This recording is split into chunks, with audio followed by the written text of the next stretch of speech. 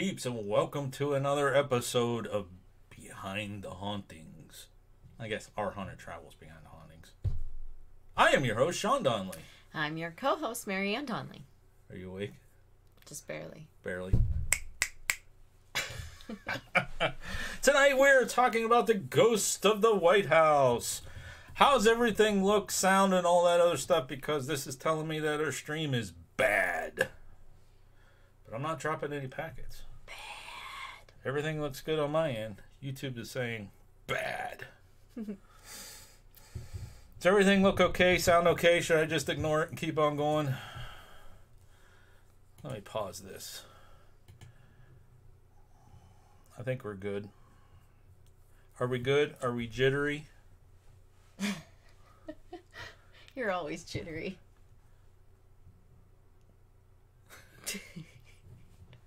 Sounds good. You look good. I hear you. All right. We got Happy Trails in the house. We got PSPR Paranormal. We got Grand Rapids Ghost Hunters. Tanya Lambert.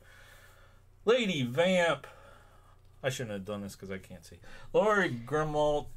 Marty's Crew. Budget Butchcraft. Got all kinds of peeps in here. Are you awake? Can you see who's here? Yeah, you're doing fine. I'm doing fine. Did I miss anybody? Fine. I don't know. Yeah, I usually do it from the page that says participants. So there's Zanny Benson you didn't mention. I'm sorry. And let's see. I think you mentioned all of the others that are in the participant list today. All right. So hello, hello, hello. Hello, everybody. All right, so this is Behind the Haunting. If you haven't been to one of these before, these are my favorite to do. I know. I said to Marianne, let's do a Behind the Haunting for the White House. And she was like, you don't like doing these during work weeks. I do not. Especially during the very busy work weeks, which you always seem to choose to do them on. Yeah, tomorrow grades are due. You didn't mention that. We could have pushed it, but it's okay. She mentioned it to me today. Grades are due tomorrow. I just, do them when you want them. Thank you, dear. You're welcome, dear. Did he mention the fact that I got up at 1:44 this morning and couldn't fall back to sleep? So I've been up the whole time. I did in the other stream. Until I took a much needed nap for about an hour and a half or so. So I am awake now. Yeah. All right, Happy Trails. You are right. It is a great room tonight. So let me explain these Behind the Hauntings. We are going to go deep, deep, deep into the paranormal claims at the White House. Okay. And those of you who caught this week's Ghost Stories and Folklore, you heard about 3. That just scratches the surface. Yeah. I could have put all these in Ghost Stories and Folklore, but that probably would have been crazy. Hey, we just got good from YouTube. Ooh. All right. You're no longer bad. No longer bad. All right, so let me flip things around and we'll get rolling here so we can get out of here at a pretty decent time. All right. How's that sound? Sounds good. Hello, Gilbert Rod has joined us. Gilbert Rod, Nature Man in the house. Mm-hmm. All right. So as we go through here and do this, we'll keep an eye on chat and we'll pause every once in a while, ask you guys questions and see what's going on in chat and all that fun stuff. But it's basically like a presentation. This is our forensic type videos, basically. One of them. Yes. Normally we do like a case, like a crime, mm-hmm. or a particular haunting and why it's haunted. This we're covering all the spirits that we found. There could be more, but the ones we found about the White House, and wow. Yeah. Wow. There's a couple of them. Yeah. All right, so I am looking for this. Oh, yes. All right, you guys, you ready to get started? If you're ready to get started, go ahead and drop a 1 in chat. All right, we'll get rocking and rolling. Welcome Patricia Faulkner. She is here with us now as well. And Gilbert Rod says, Tommy the Tomato says hello too. Tommy the Tomato. So hello, Tommy the Tomato as well. Not seen any ones. I don't either. Maybe they're not ready. Could be that they're just not ready. There's a one. There's a one. There's a one. Why is it blocking ones? I don't know. That's weird. Show. Literally, it's asking you to show all of the ones. All right, I'm ready. I'm ready. Okay, here we go. I don't know why one very is... Very weird. Yeah, I don't get it. I don't know. Okay. All right. The Ghost of the White House. Dun, dun, dun. I think they can hear us. Yep, they can hear us. A little bit of housekeeping. We are live, so there is no editing available. And I say this all the time when we are live because I apologize ahead of time that I will probably make a mistake, but Marianne is here to correct me. If you want to, go ahead and share this out. We got a pretty good crowd right here. If you don't want to, you don't have to. I'm pretty happy with who we have here, but if you would like to share it out, please go ahead. All this content that we are presenting is linked to this location in Panic D. Now, tomorrow's video, we're going to be, I don't know if I'm going to get it done for tomorrow. It's either tomorrow or Saturday morning, one of the two. But the next video we put out is going to cover the history of the White House, building it. And that's going to be attached to the Panic D record. But so is this stuff. I think it's already attached. So we're going to present the story and have some discussion. And like I said, we'll be responding to comments and pausing every once in a while during the presentation to get back to you. We're going to ask for feedback during the presentation, so please participate. Stick around. Hopefully we don't put you to sleep and keep things going. And we're going to leave a question at the end and ask you to come back after this live stream is done processing and answer that question. Because that does help us. This video is more... Yes, it's a live stream, but we do pretty well as far as being like a organic, or not an organic, an evergreen type video. And it stays out there, so... there you go. There you go. All right. We have a couple people sharing, and Gilbert says, I won! Fallen Angel, hello, hello. If we miss anybody in chat, I do apologize, but we do have chat up, and I am trying to keep an eye on that and everything else at the same time, and so is Marianne. That's right. But I do have a question for you. How many, and I posted this out, where did I post it? I think in our Facebook group. How many spirits do you think we found that are at the White House? What do you guys think? I think the question was up to 5, 5 to 7, 10 or more, whatever. I don't know. Is it going to block numbers now if we put numbers up there? How many spirits do you think are at the White House? I guess we'll find out if we have to keep clicking show. Yeah. You know, here in a minute or so. So go ahead and tell us how many you think that there are at the White House, which has had quite an illustrious history. I don't know what year it was built, do you? You should know. You did the history. It was back in the 1700s when it was started. 10 started. or more. 100. Well, we would be here quite a while if it was 100. 80? That's a little high. Happy Trails, about 49. A little high. Thomas Jordan, 5. Low. All of them. Good answer. I like that, yeah. 10 or more for Fallen Angel, and Zanyi says 5. Well, I kind of lost track. It's actually 15 to 17 that we found documentation on. And guess what? We're going to share them with you tonight. Mm-hmm. Now, here's another question. And I'm sure that there's probably some others that people have experienced and not kind of really told people about. Right. Here's another question. How many presidents do you think had paranormal experiences while they were at the White House and told people about it? I don't know, but how many presidents have we had so far? Gilbert Ross says, no, wait, 1600. Yeah. I like that, Gilbert Rod. That's hilarious. The address is 1600 Pennsylvania Avenue, right, but we have not had 1600 ghosts that have been, or spirits that have been identified. There have been 8 presidents who've actually told others about their paranormal experiences. 8 presidents. That is a very big number, considering how many presidents we've actually had. That's right. So that is quite impressive. considering. All right, so I'm going to flip this over. And there was one thing that I didn't say in the beginning that I need to change on that slide. What's that? Okay, we've changed things on our Let's Talk Paranormal and Behind the Hauntings. If anybody drops a super chat, we have a list right here. You're going to be in our next book. We're going to thank you in our book. Our next book I plan on putting out is Behind the Hauntings. What are you doing? Nothing. Go ahead. Talk. Looking talk. at more stuff. All right. Anyways, if you caught the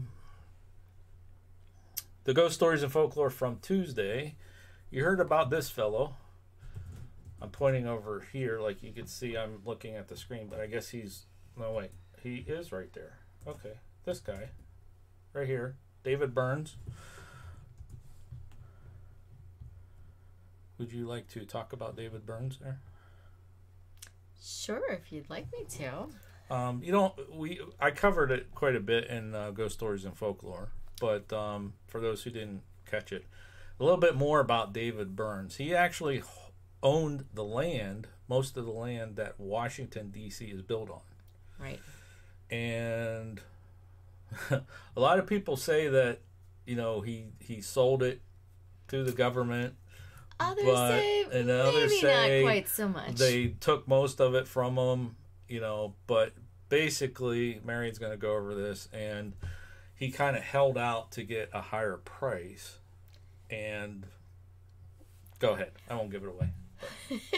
Well, he eventually, he and his family had owned 700 acres that were eventually used for purposes of the government. Today they do have a small farm, or it would have been held as a small farm size today, but for that time that was pretty big for one small family to be utilizing.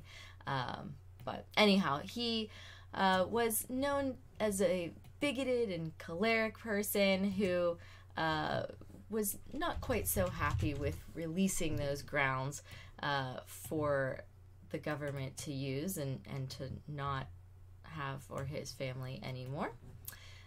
There was some opposition of that. He really just didn't want to sell that at all. Said, "I suppose, Mr. Washington, that you assume people here are going to take every grist from you as poor grain. But what would you have been if you had not married the widow Custis?" I love the way they talked back then. I know, right? So basically, thought that he was just quite, wouldn't have been as good if he wouldn't have married that wealthy Mrs. Custis. And so he said, I don't really want to sell this, but I want a fair price if nothing else. And so he was called that obstinate Mr. Burns. Yeah, George Washington did not like this guy at all. Yes, that's quite true. This is the point I was trying to make right there. That's quite true. But he basically, and others, pretty much said, hey, you don't give it up, we're just going to take it. And that whole idea of eminent domain still does exist today. Mm-hmm. They say, we will try to give you a fair price. But, hey, if you don't like it... There's no bargaining with the federal government. This is what they're going to offer. Take it or they will take it. Yes. Yeah. So, he is actually, I don't know if I put that in there, did I? No, I didn't. But I did talk about it in Tuesday's, Boris talked about it in Tuesday's video. He is actually one of the spirits that is in the house, and he's been heard in 2 different locations. Okay? Mm-hmm. One of which is the Yellow Oval Room. They've heard a voice say, "I'm Mr. Burns." They've heard that in the Yellow Oval Room. And another place where they've heard that is in the attic area. The same, "I'm Mr. Burns." And one of the pages, or whatever they called it back in the day, they call them pages now, but I didn't know who this guy was, and I actually had to go ask people, and they're like, yeah. Well, that's a guy who That's owned a guy this that place. used to own the land, and He's not happy. Right. So. And there's a lot of, people who do talk about the idea of the attachment to the land. And, hey, this was his land and he was keeping it, right? So, I'm going to keep track on how many spirits because I lost count when I was putting this together. So that was 1. That's 1. Laura says the same thing happened at Conneaut. And ATJH Travel is here. And they are listening while they're working on some editing skills of their own. All right, so dezombify, put us on to Roku. All right. Ooh, so that means we're on the bigger screen. All right, let's move on to Frances Cleveland. All right. All right, there you go. So you may have heard of her husband more than you've heard of her, but Frances Cleveland was actually First Lady. She was married to, of course, President Grover Cleveland, and what's exciting is she was actually married right there in the White House. And she is often seen in the room where she was married and has been seen there since her death in 1947. And she's also been heard crying and weeping on the second floor in the corridors. She's also been heard screaming. Yes. Now, why would she be screaming? I don't know, Mara. Why don't you tell them why she's been heard screaming? Well, I personally, when I looked at this, I'm like, how do they know it's her? Just because there's a woman screaming, how do they know that it just happens to be her? Is she going, I'm Frances Cleveland, like Mr. Burns? No. In fact, they believe it to be her because she was the first lady to give birth in the White House, and it comes from the room where she gave birth, of course, on September 9th of 1893. That's right. That's right. So that's number 2. There you go. Number 2 for Frances Cleveland. All right. Okay. Happy Trails has not heard of her. Aw. And Tanya Lambert says, poor lady. Poor lady. Okay. I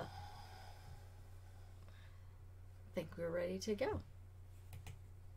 I did. I changed it. Oh. There you go. Right on you. I'm sorry, I missed that. Speaking of some of our presidents, we do have Andrew Jackson. So we know that in 1824, Andrew Jackson, who is often called Old Hickory, was defeated by, of course, John Quincy Adams in one of the most contentious presidential elections in history. I think some of the ones we've had more recently may tend to come close to rivaling that. But he was elected president 4 years later, and he continued to hold grudges, of course, against those who supported his opponent. That would never happen today, would it? No. Yeah. Well, it was actually Mary Todd Lincoln, First Lady, in the early 1860s, who is believed to have strongly believed that she encountered Mr. President Andrew Jackson. She, of course, believed in the occult, and she reportedly held seances in the building, and she said that she would try to commune with spirits of her dead sons, but, of course, had other instances of other individuals as well. She claimed to her friends that he heard Jackson stomping around and swearing throughout the halls of the presidential residence.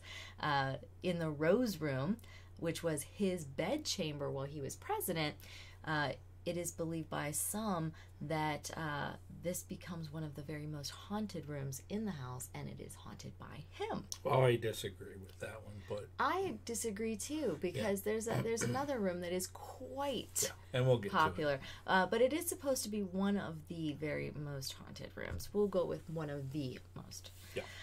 So his presence showed up in the White House to correspondence of Harry Truman, the 33rd president. And in June of 1945, 2 months before or into his term, Mr. Truman wrote to his wife, Bess, who I talked about. Oh, you haven't heard about her yet. You haven't seen the Stop history. just a second. Everyone say hi to Kate Johnston. That's my mama. She's in the house right now. Okay, go ahead. Okay. I'm sure your mom's watching too. My mom is probably watching So too. say hi to Annette. Yes, it's one of those late night ones, but Yeah, she might have taken a nap like Or me. she might catch it in the morning. Or she'll catch it in the morning. Yeah. In any case, you guys didn't hear about Bess, but you'll hear about her in the history tomorrow. But he wrote to his wife Bess, who just wasn't quite with him in the White House at the time, and he said that he would have to deal with these ghosts and hearing these ghosts all the time when he was up working on reports and reading and writing speeches. He would hear the ghosts walk up and down the hallways, right even there into the study that he was working in. And he would hear the floors pop, and he'd see the drapes move back and forth. And he said in his letter, "The floors pop, the drapes move back and forth. I can just imagine old Andy Jackson and Teddy Roosevelt having an argument over Franklin. At 4 o'clock, I was awakened by 3 distinct knocks on my bedroom door. No one was there. And he said a bad word. This place is haunted. Sure as shooting." Yeah, it's in a letter he wrote to his wife. That's right. Documented by one of our own presidents. All right, so this next one I think most people associate with haunting at the White House. I hope you do. You know, I hope you heard of this one. I hope they've heard of this person too. I hope they have. Yeah. I think that a couple of them may have, right? You guys have heard of this guy, Abraham? Yeah. Yeah. He is actually the most frequently seen and reported sighting in the White House itself. Over the years, he has been found in multiple locations around the globe, but also multiple locations in the White House itself. Of course, we all know that his life was cut tragically short by that assassin's bullet in April of 1865.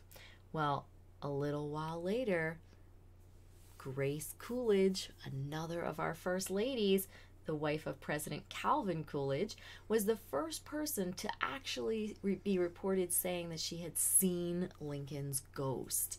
According to her, the former president was standing with his hands clasped behind his back and gazing out the window of the Oval Office.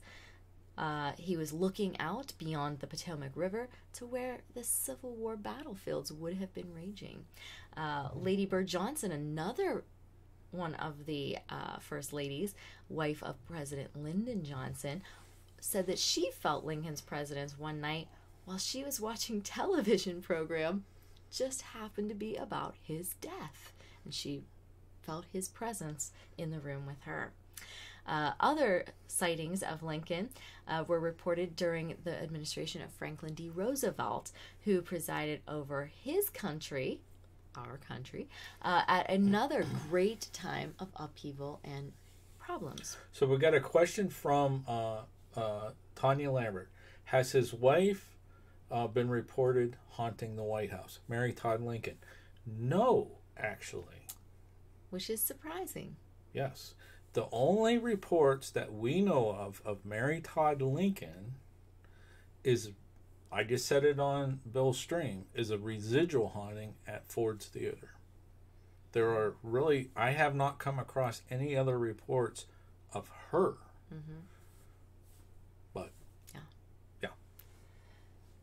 And in the chat, there's a lot of talk about all of the wives seeing all of these. A lot things. of first ladies. Yeah, lots of first wives. We'll keep going. There's more stuff here. Yeah, but it's wait, just the order more. that they've come in. But go ahead. But wait, there's more. There's more. Well, let's see here. What's another one? Well, Franklin Roosevelt, his valet, reportedly ran screaming from the White House after he saw Lincoln's ghost. It freaked him out. He's like, oh my gosh. But the First Lady also saw him. She would feel his presence First Lady Eleanor Roosevelt.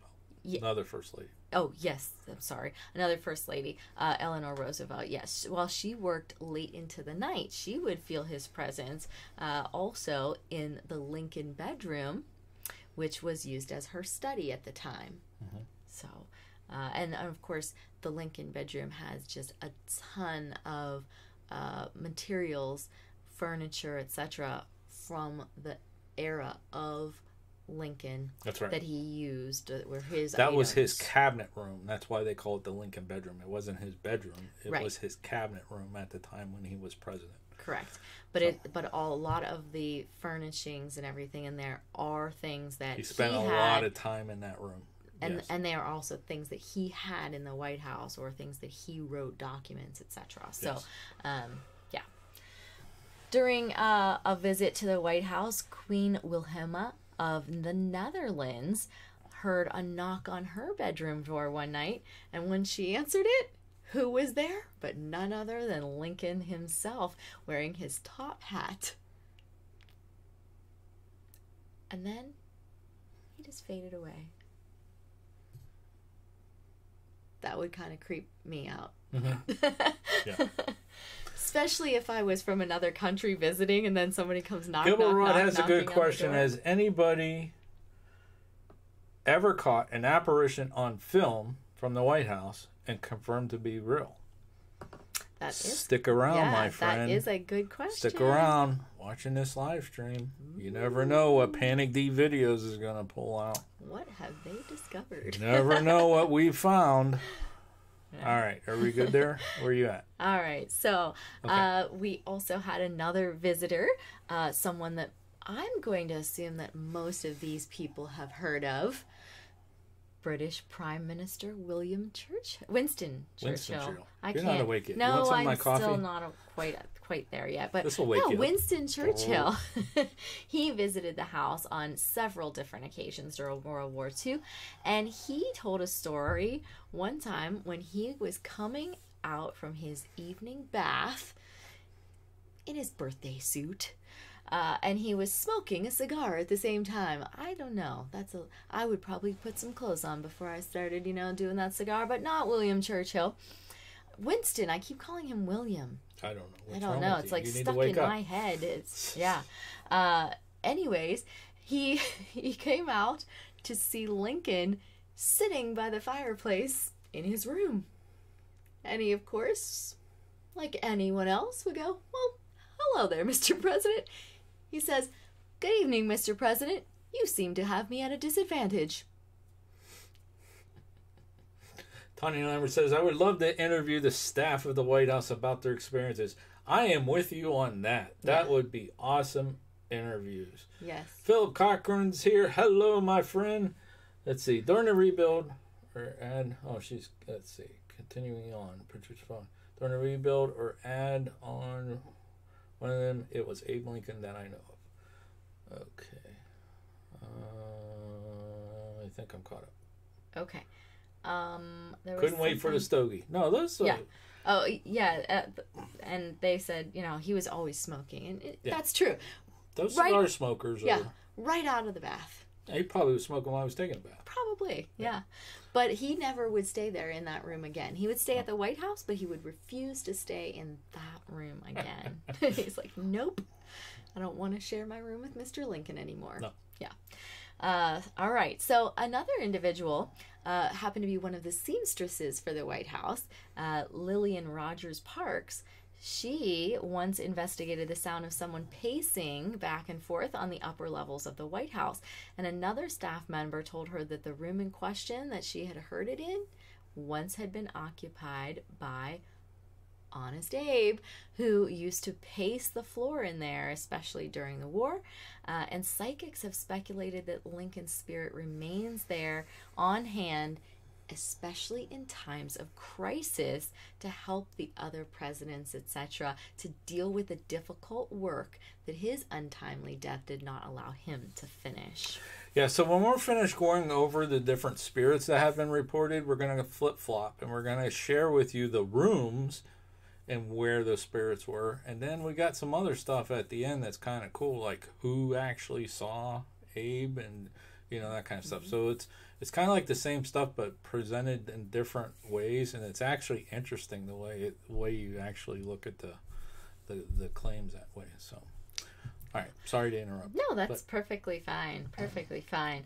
Have you tried to see if there are hauntings at the tomb of the unknown soldier? I tried and I got in trouble, so we're working on that one. I have to approach that with very kid gloves. Yes. Yeah. We'll just leave it at that for now. Mm-hmm. Yeah. People were just a little unhappy. Yeah, they were unhappy with that me there when I could was be doing spirits it, so. there. Yeah. But we do have a video on our channel. If you go back and search our channel of the changing of the guard at the tomb there, and I kind of left it at that for now. There's some touchy subjects when you have a paranormal channel that, even though you're doing historical things. well, you need to have a community to kind of back you. And that was when we were first starting out, and I put those out, and I was getting kind of like, whoa, wait a minute. Those topics are like anything JFK related, anything related to military and stuff like that. And I think it's still out there on the conversation I was having with a veteran, and I did not mean any disrespect whatsoever. And that's not what we do. We respect our veterans and we respect history and all this other stuff. And I wanted to be able to present it with honor, basically. So we kind of like pulled back a little bit, you know. But you know, like if you saw our video about the Gettysburg address and that kind of stuff, we'll redo, you know, that kind of thing with more honor and respect. I was learning, so. Well, it's not like you did anything I bad. didn't, but just didn't. I was being warned. Yeah. And I agree with them. Yeah. You know, so. Yeah. Okay. All right.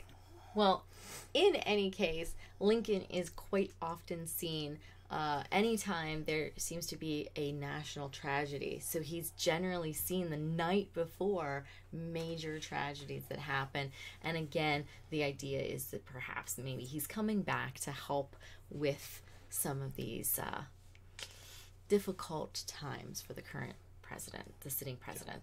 Other individuals who've seen him are Carl Sandburg, who is his biographer, Teddy Roosevelt himself, Herbert Hoover himself, Nancy Reagan and her children, and Dwight Eisenhower, and also Jackie Kennedy. There's some more. So we have a bigger list. More of those presidents and also first ladies as well. All right, let's get caught up on chat.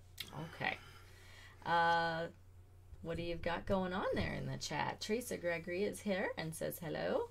Hello. Tanya Lambert liked the video, Changing of Guard. ATJH Travels. Oh, you're so kind. Thank you for that. Yes, Appreciate it. Yes. Philip Cockrum says, YouTube calls those sensitive topics. Yes. Yeah. Yes, they do. Yeah. They also, a lot of them are also called conspiracies. And I'm like, but it's like it's not historical? A conspiracy. It's historical. But okay. Yeah. Our Apollo, what was it? The Apollo. Well, it's not the Apollo. 11. It was the Columbia capsule, which is the Apollo 11 flight. Yeah, it got flagged as being a conspiracy because it was about the space program. I'm like, really? Seriously? Yeah. But, yeah. Anyways, Tanya Lambert says that Lincoln is still on the job. And I agree. All right. We good to go? I think that we are pretty close there. Very, very hot. I should have put shorts on. But. I've been freezing all day today. All right. Here we go. Next all right. Marty's going to go say hi to his wife who just got home, so we'll see you in a few. All right. Up next, President William Henry Harrison. He was actually our shortest serving president, as he died quite early into his office, succumbing from pneumonia just a month after he was inaugurated. But a lot of future residents of the house have said that they believe that Harrison's ghost still quite readily haunts the White House attic, rummaging around for something, looking for something, We don't know what he's looking for, but he seems to be rummaging around for something. Several presidents have reportedly heard unexplained noises coming from the attic above, specifically the Oval Office. And others report that he is not alone.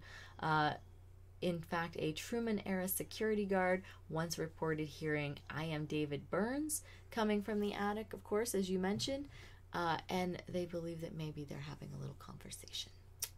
Quite possible. Yes. All right.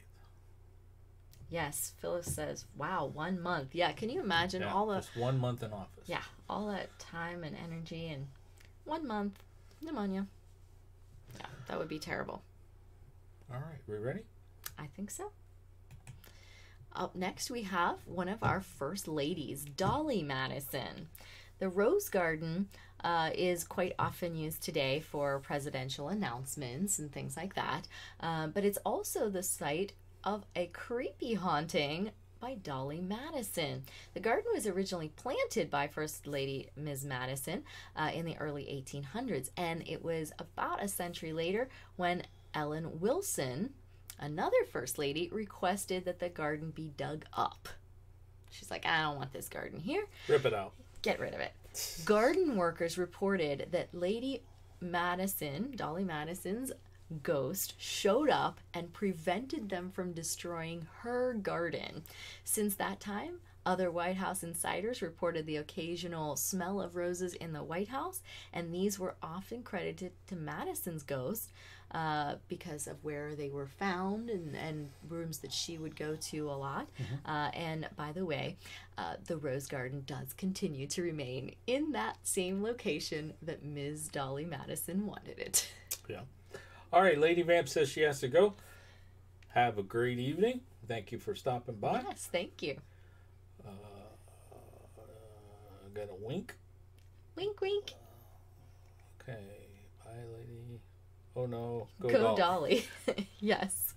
So she is why we still have that rose garden today, apparently. She did not want it to go away. That's right. Okay. Next up, we have... another First Lady. And we've been to her grave. No, we were at Dolly Madison's grave. We haven't been to Adam's grave. You're right. I keep getting them confused. We were at Dolly's grave. We were at Dolly's grave. Yes. Yeah. Okay. Yes. At her house. Montpelier. Montpelier. Yeah. All right, so we have not yet See why visited. I'm doing these videos? We have not visited Abigail Adams That's right. yet. We were talking about But we're talking about potentially going to see it. Her grave. Gotcha. Okay. All right. So, William Howard Taft, one of our future presidents from her time, would be the first person to report seeing the ghost of First Lady Abigail Adams. He claimed to have seen her floating through doors on the second floor. Now, I don't know. I didn't work much on this presentation with you. Did you say much. Later? Yeah. True. This is all him. Did you put later why she may have been floating through the doors? No. It's right there. Oh. Funny enough. I'll just continue to read Just then. keep going. You're doing good. Okay. You're waking up. Yeah, I'll try. If I could just remember Winston Churchill, even though I know it's Winston, I kept calling him the wrong name. I'll write it on a monitor if you want me to. Okay. Winston. All right. Abigail Adams and her husband, of course, John, the second president of the United States, moved to 1600 Pennsylvania Avenue from Philadelphia. And at the time, it was just a tiny little town yet. It wasn't quite the way it is today. And because the East Room of the White House was the warmest and the driest, Abigail used to hang the wash there. And her ghost... in the East Room of the White House. Remember Yeah, that? we just kind of were doing the laundry there. Yeah. Yeah. A lot of stuff's happened there since then, though. A lot of But, stuff. yeah. Just a couple things. Anyhow, she used to hang her clothes in there to dry, and it would be a nice place to get that to happen. And so she would do that, and she has been seen in a cap and lace shawl. I thought you were showing me something. You were just scratching the monitor. No, she had some dirt on her. Okay. Anyways, she was reportedly seen heading towards the East Room, arms outstretched as if she was carrying a laundry basket. And during times of the Taft administration, she was seen many times doing that. But as recently as 2002, a group of tourists that were visiting the White House got that chance. I wish I was on that tour group. I wish. That would be so awesome. But you'd run the battery down on the camera. Yeah. But some of these other people also smell the faint smell of laundry soap in the area as well. So, like, why do I smell laundry soap in the East Room? Because of Abigail Adams potentially being there doing some laundry at the time. But also the idea of the inside of the building, they did renovate that, and they took a lot of the interior away, and some of the rooms shifted position a little bit. So that may be why she was walking through the walls, is, walking through the doors and things like that, is they weren't quite there. Yeah. The White House was highly renovated during the Truman era. It was pretty much gutted. The entire inside was gutted out and redone. Yeah. And they didn't put all the rooms back to the exact location where they were. Correct. Yeah. But I find it interesting that these occurrences happened after 47-2. Yes. And they get the same reports of the smells and that kind of stuff in the same area. The East Room's back where it was. Right. But yeah, it's pretty cool. Yeah. It's really cool. Absolutely. I mean, I think it would be just super awesome to be walk in there and walk anywhere and seeing a ghost. Mm-hmm. But then when you know that this is where she used to go and do laundry, and oh, by the way, here comes some woman with outstretched arms like she's holding something, and oh, by the way, there's a smell of laundry detergent as well. Yeah. Marty's Cruise says, imagine a first lady doing her own laundry. I'm sure they don't do that now. I agree with you. They put laundry. Really? Are you serious?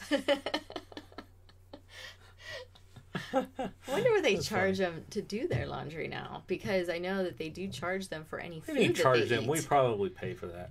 Actually, they charge the first family for any food that they eat that is not a state dinner.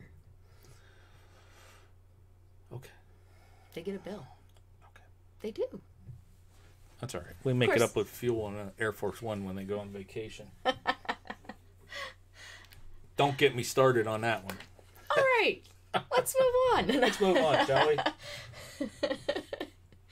All right. So you know that Abraham Lincoln was seen here in the White House, but so was his son, Willie, who, of course, died in the White House at age 11, theoretically from typhoid fever. So he was age 11, 1862, and died. And Mary Todd was just super distraught. Lincoln himself was distraught as well, and he would visit his son's gravesite every single day. But Mary Todd was so grief-stricken that she, of course, was doing seances and so forth to try to get in touch with him. And she remained in her room after his death for weeks, and just in that grieving process. And she claimed that she did see her son's ghost once at the foot of her bed. And that probably really led her to continue this momentum of trying to get in touch with his spirit again afterward. Lyndon Johnson, his daughter Linda, once also reported seeing the ghost of Lincoln's son Willie, because it just so happened that she was staying in the room where Willie died. And so she saw him in there. And then, of course, just that whole idea of bringing those doors open for the spirits by, of course, Mrs. Bottle Lincoln. Caps is in the room. Doodles by Doug is in the room. Wow, hi guys. How have you guys been? Doing? Bottle Cap says he's been busy. It's nice to see both of you. Yes. Yeah. It's like a reunion night. I know. Doodles by Doug. Yeah. This is awesome. Nice and Bottles Cap. Nice to see you guys. All right. Back to the list. Where are we at? So Willie has been seen in the room that he died, and also in the room where Mary Todd was staying. All right. I don't think that you guys, if you go on a tour of the White, I don't think you go to those rooms. No, that's the second floor. That's where the residents stay. Yeah. So you don't have too much of a chance of seeing him unless he wanders around to go play with some toys in another room. We don't have too much on this because we talked about this in the Ghost Stories of Folklore, but hey, Bottle Caps is in the room and he's excited about this one. He is? Oh yeah, because he's from Canada. Oh. The British soldier. Oh, Philip Cochrane's here. He's from Canada too. That's true. That's true. So yeah, the British soldier, the British fire starter, actually, as he is well known as. He is seen on the second floor bedrooms. He's been seen trying to set a bed on fire up there, and also trying to set the North Portico on fire as well. He's been seen at the North Portico holding a torch, like trying to go inside the building. Yes. Yeah. The idea of coming in to try to burn down. And so we covered that in a little bit more. Well, Boris did. I keep saying we. Boris did. Boris was busy. Covered that in the Ghost Stories and Folklore a little bit more. So just basically, hopefully, historically, you guys know that the White House was burnt down during the War of 1812 and was rebuilt. And there was a lot of congressional talk about moving Washington to a different city because it was really kind of too accessible by water. But they decided to keep it there and they rebuilt the White House. So. Yes, but he is often seen trying to light those things on fire. And there was also a fire in the White House one time around Christmas. And they said, oh, there was a fire. Yeah, they said it was a flu. And then some people say that they had seen the British fire starter that time as well. Yeah. So, did he start that fire? Was he successful a second time? Depends on who you talk to. Yeah. All right.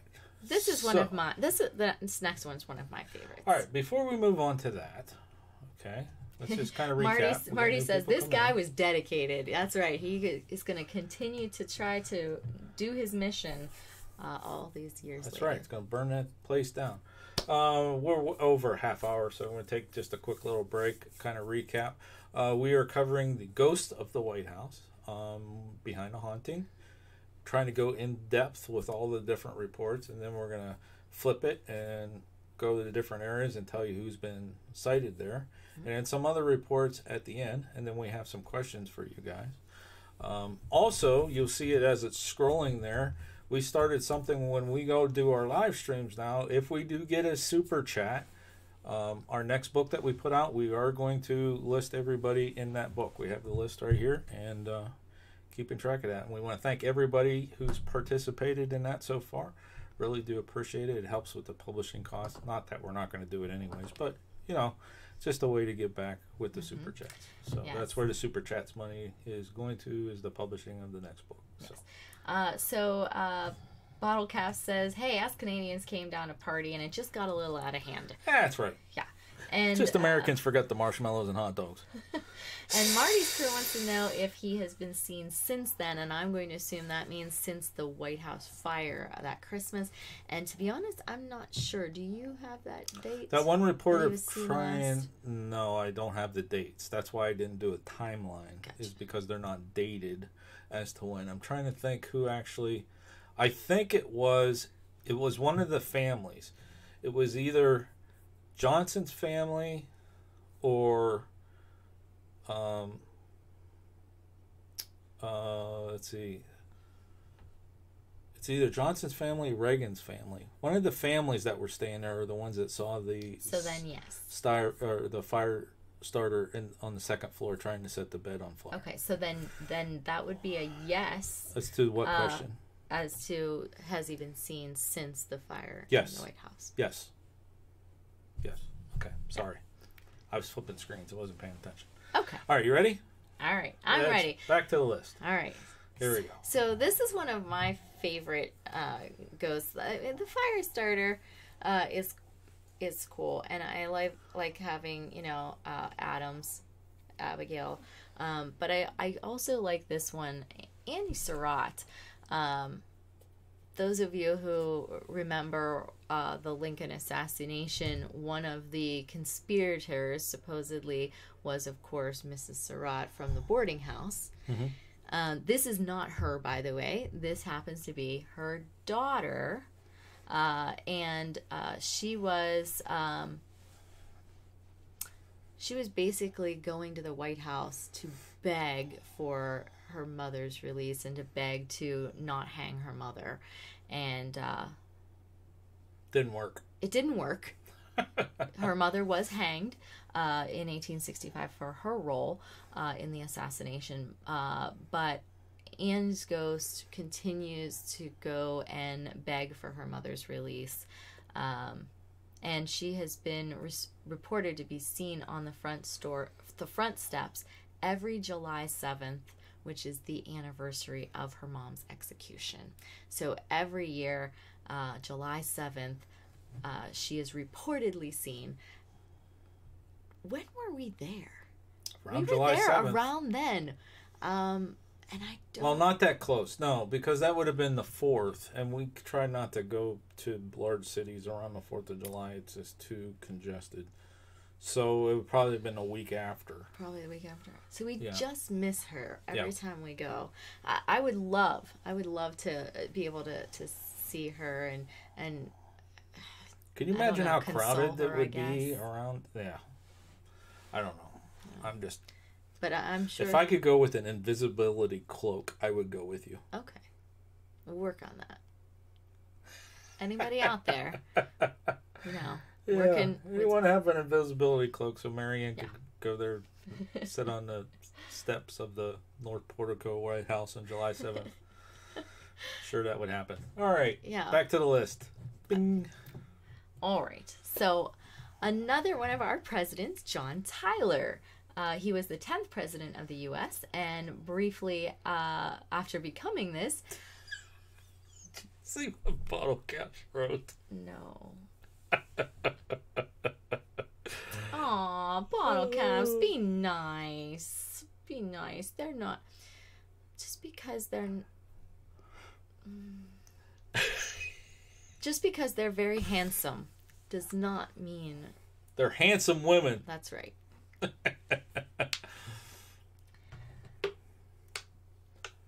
Gilbert Roy wants to know how many hangings took place at the White House, and I'm not sure that they actually did any hangings per se at the White House itself. I don't think they did either. Maybe Lafayette Square. I don't know. Across from the White House. Yeah, I don't know how far away, but I'm pretty darn sure that the White House itself was not ever the hanging area. Not that I'm aware. But you never know. It could have happened before the White House was there, too. I'll write that down. I'm not sure about that. I quit keeping track of how many. Daggone it. You lasted to 2? I lasted to 2. He was keeping track, remember, of how many of these there were that we were discussing? I'll have to go back and count them now. Let's see. Hangings at White House. I'll have to look that up. I don't recall any. Yeah, I don't know of them. If you know of any, Gilbert... Please, by all means, let us know. Where's Pusha? She'd have that open on Google right now. Yeah. So. All right. So, Happy Trail says, John Tyler, back to the list. Back to the list. Back to the list. All right. So, John Tyler was seen... He was the 10th president of the United States. Yes. And became vice president, or he was vice president, and then became president quite quickly. Because, of course, of being on the ticket with William Henry Harrison, who died quite early, as we said, into his term. But he has been seen, John Tyler, by Mary Todd Lincoln in the Yellow Oval Room. And he was... You might want to take this one, because I have no idea what this was getting at, and you came up with I just put a bunch about him, because I wasn't really familiar with his presidency. Oh, so you wanted to give them something? That's what this is about, okay. Just kind of explain who John Taylor... Do you guys know the president, John Taylor? I didn't know much about his president. Tyler, so I dumped a lot of this in here. There's one interesting thing here towards the end. Okay, I know what it was. I remember reading it, so Okay, I can't read like you read. Okay, so please summarize. So basically, he is the only U.S. president, okay, that was buried with a Confederate flag and not a U.S. flag. Oh. Okay. He wasn't very popular, and you could probably tell why, because he became a Confederate sympathizer. Okay. And so he didn't have the state funeral and that kind of thing. Okay. That's why I put all this in here. And let's see, the reports of him, I think Mary Todd Lincoln actually is the one that's reported to see him. Yes. So he's buried in Hollywood Cemetery, Richmond, Virginia, near the gravesite of former President James Monroe. Mm-hmm. Okay. Mm-hmm. And what he is known for is the annexation of Texas. Okay. And actually there's a town that's named after him, Tyler, Texas. Okay. All right. That's why I put it in here, is because I didn't know much about his presidency. So, okay. Yes. All right. Let's move on. Back to the list. All right. Thomas Jefferson. Thomas Jefferson is also seen in the yellow oval room by Mary Todd Lincoln. Mm-hmm. She saw a lot of guys. That's right. And a lot of them in the same room. I think she was a bit of either she was a bit sensitive, or she was just like going crazy, because of that accident that she had. And had a concussion, was misdiagnosed, and all that stuff. So I'm curious. Or do you both. know, maybe that caused her sensitivity. I'm curious as to what room in particular she had the seances done. The red room, I believe. Red room. Okay. Yes, the red room. I was wondering if it was the yellow oval room, because that might... It was the red room. Kind of... Okay. All right. Other visitors to the White House have often reported hearing phantom violin music from the yellow oval room. Marty's Crew says, my sister-in-law lives in Tyler, Texas. Well, now you know what Tyler, Texas... Did you know it was named after James? Or was his name James? They're all James, aren't they? John Tyler. They're all James. No, they're not all James. Awesome stream. Stay up. See you next time. ATGH Travels, thank you for stopping by. Appreciate it. Marty's says, no one's familiar with his presidency. Yeah, it's like... poor John Tyler. I just knew the last name because you named presidents, Washington. I just knew Tyler. Okay. Okay. All right. Anyways, back to Thomas Jefferson. Where's Happy Trails? Back to the list. Okay. he Jefferson used to like to play the violin, and often visitors to the White House hear music coming from that room, and it's the sound of violin music, and so they believe that he's still practicing his instrument. He's reported there and Monticello, which it probably goes back Makes and forth. Sense. Yeah. All right. Oh, are we is up this your favorite one? No, but it's one of my favorites. I have like 4 favorites for the White House. Okay. And this next one is another one of them. So this picture on here, this isn't the one I was talking about, Gilbert. Okay, but this picture that you're going to see here next is from a news report that this is blown up. Okay. Okay, this was in the background of a news report. Okay. But that's not the picture I'm talking about. There's another one coming up. Yes, and this is referring back to his question from earlier. Yeah. So, all right. So this is the demon cat. There's a lot of cats that roam around in reportedly haunted buildings. Mm-hmm. And some of them are, just nice and cuddly and, what have you. But the one that comes in the White House, you don't want to see him. Mm-hmm. Because that just means bad things for the US of A. Yeah. If you look at the history of the cat, thank you, Happy Trails. You did not have to do that. Thank you. Thank you very much. Let me mark you down under this event. Goes to the White House.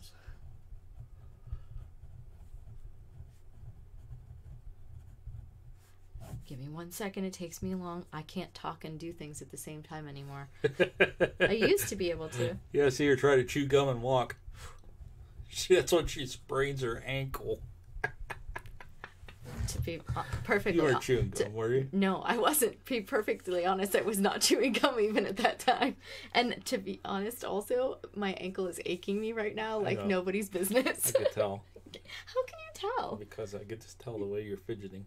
No. Oh, okay. All right, back to the list. Thank you, Kay, by the way. Yes, thank you. you. Appreciate it. All right, so the demon cat, if you look back in the history of Washington, D.C. itself, they used to keep cats pretty much to as many places. Let me ask Chat, why do you think all these old buildings like this, like the White House and some of these old buildings had so many cats around? Why do you think?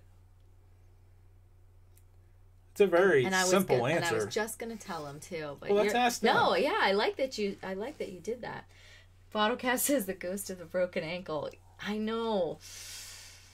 Oh, my poor ankle. I don't know why. I don't know. I hate this delay in chat. I know because I'm like, are they going to answer or we just got dead air? I know. Dead air, dead air, dead air, dead air, dead air.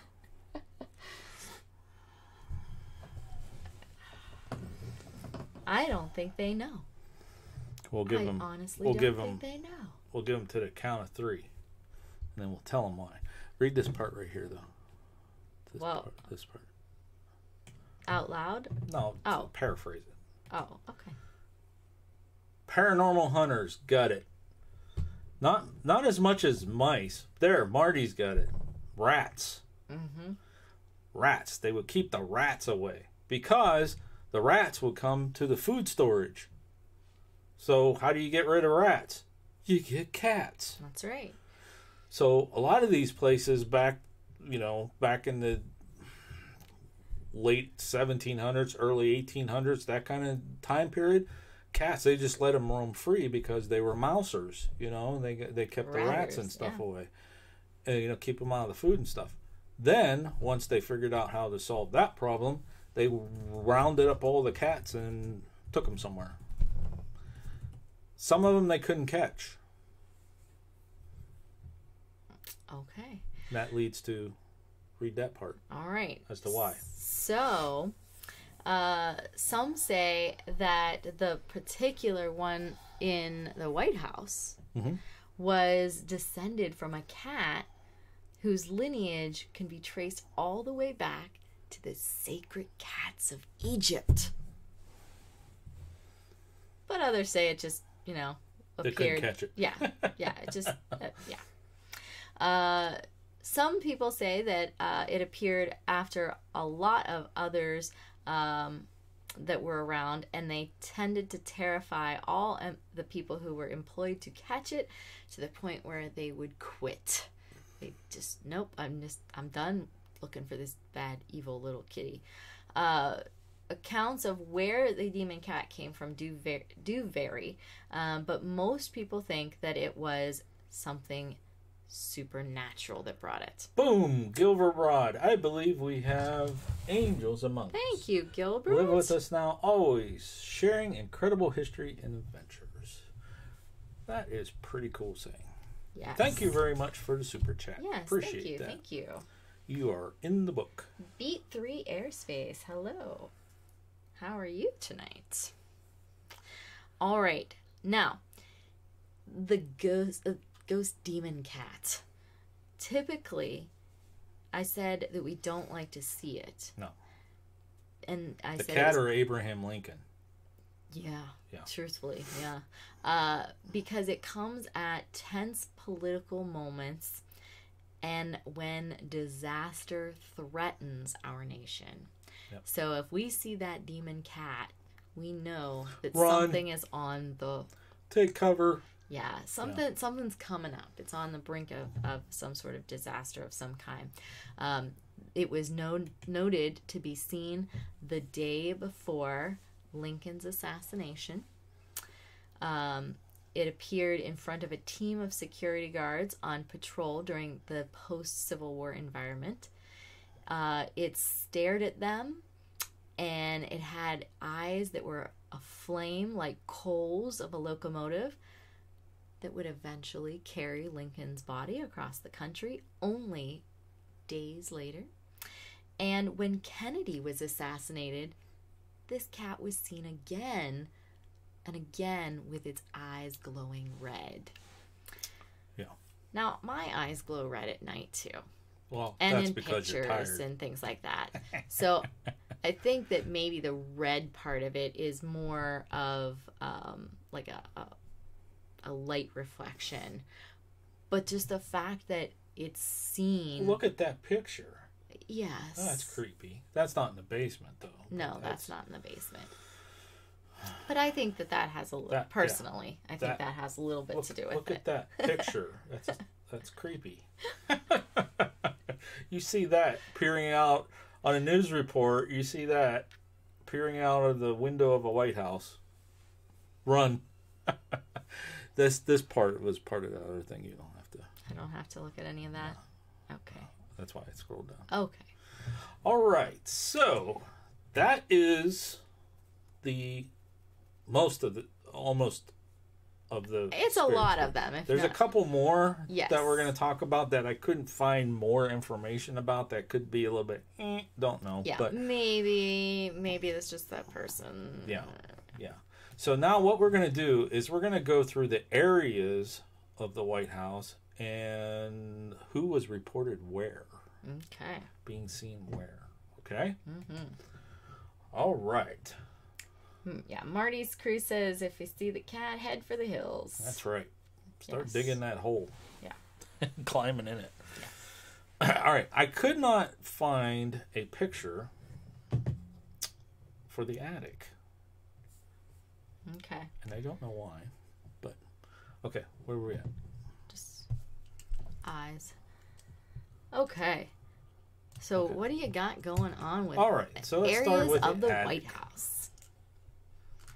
I love that you found that picture of the building all torn into layers. That's pretty awesome. That's actually kind of a cool picture. Yeah, I kind of like it. Yeah, so those are the different layers of the different floors. There's actually a basement floor there that's not pictured too, so they say it's 3 levels, but it's actually I think 4 or 5. Actually, I think it's 5. I believe there's a section that's 6. Okay. But there's some secret underground pieces of the puzzle. Yeah. They're not probably going to show us. If you follow us on Instagram, you'll see some pictures that we took, and we're going to use those in tomorrow or Saturday morning's video whenever I get that done. That we took, and it shows some Secret Service up on the roof. I put them out on our Instagram. Those are pictures of we had the zoom lens, and we took them. There's a lot of people claim that there's not a Secret Service thing on the roof, but yeah, there definitely is. There definitely is. We saw it. Yeah. So. So Michael Fire Jr.'s in the house. Hello. Bottle Caps wants to know if those are real candles. So yes and no. The green part of them is real, but I do have a fake votive in there to light them. These are actually candles from a late 1800s funeral home that we bought at an auction. And the candle part of it, which I'm pointing to, actually quite well. Yeah, look at you go. That candle part is actually intact.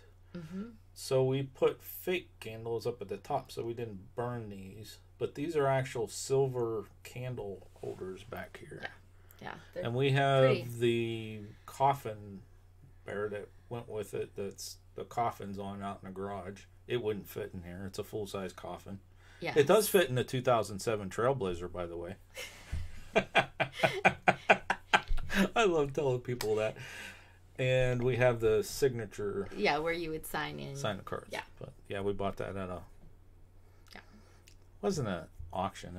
They were selling off. It was a warehouse. Yeah, warehouse. Yeah. All right, where are we at? Attic. Okay, so who's been reported in the attic?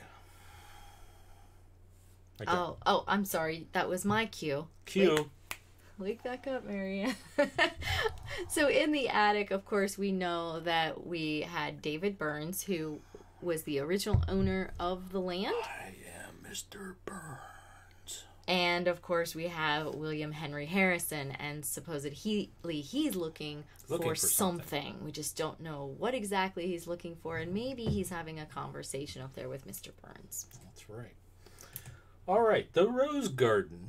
Of course, we know that Dolly Madison is seen there, and she wants her rose garden to stay where it is at. So this is an actual picture of the basement where they do see the demon cat. The demon cat. Yes.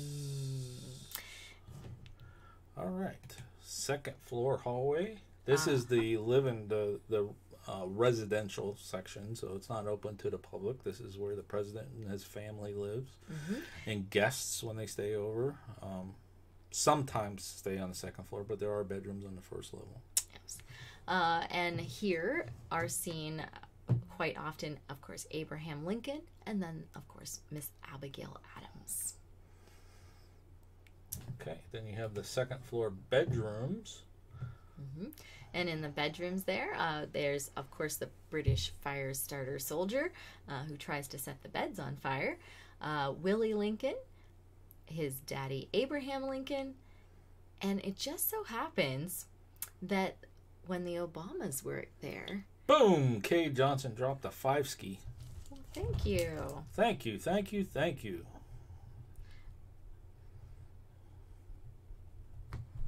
Just made the book. There we go.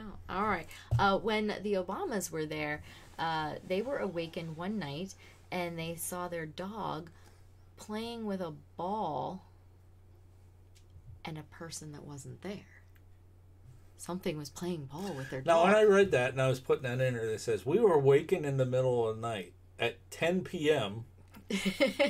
We woke, I'm like, 10 p.m.? That's my bedtime. It's 10:16 now. Not the middle of the night. Well, it is for people who fall asleep on the couch early, but you would think that the president would probably be up a little bit later.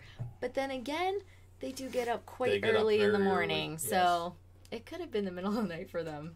Yeah. All right. Then we have the yellow oval room, and of course we know that there's a bunch of them that we're seeing there. Primarily, we do see Lincoln gazing out of the windows there. Of course, Mr. David Burns again, and his I'm Mr. Burns is seen and heard here. And Mary Todd Lincoln reported seeing Thomas Jefferson and John Tyler here. That's right. So now the yellow oval room, presidents. The yellow oval room was Lincoln's personal library at the time it was there. So. Yeah, Michael Fire Jr. says, "Who goes to bed at 10 p.m.?" Yeah, well, they said that was the middle of the night for them, so they probably were in bed like 7. I don't know. Yeah. Okay, North Portico. On the North Portico is, of course, that British fire starter again, carrying a torch, coming into the house, and Anna Surratt, who is coming to beg for her mom's mercy. Okay. The East Room, where Abigail hangs her laundry. So, of course, that would mean Abigail Adams is seen here. And also, interestingly enough, this is where a lot of the presidents who have died in office have been laid in state.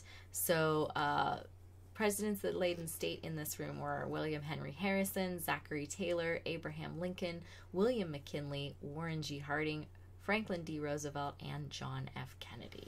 I got a little Paul Blart fun fact for you guys. Fun fact? Yeah, I bet you guys might learn something here or didn't know this. Okay, John F. Kennedy's funeral. Mm-hmm. When they asked Jackie, what does she want to do? Because the Kennedy family, didn't want him buried in. They didn't want a state funeral. They wanted him buried on the property, the family property, not in Washington. And Jackie said, absolutely not. He is getting a state funeral. He's going to be buried in Washington. And I'm going to show everybody what they did to him. And I want his funeral to be an exact copy of Abraham Lincoln's. So when she said that, the people that she said it to went to the Library of Congress, which was closed at the time, okay? And the lights are on timers. So they rifled around the archives with flashlights and found photograph documents and everything. And that East Room, when JFK laid in state there, was set up the exact same way as Abraham Lincoln. I bet you guys didn't know that one. I did not know that they rifled around with flashlights at the archives. Yeah. That's pretty cool. Yeah. Was that when they found the unknown picture? Yes.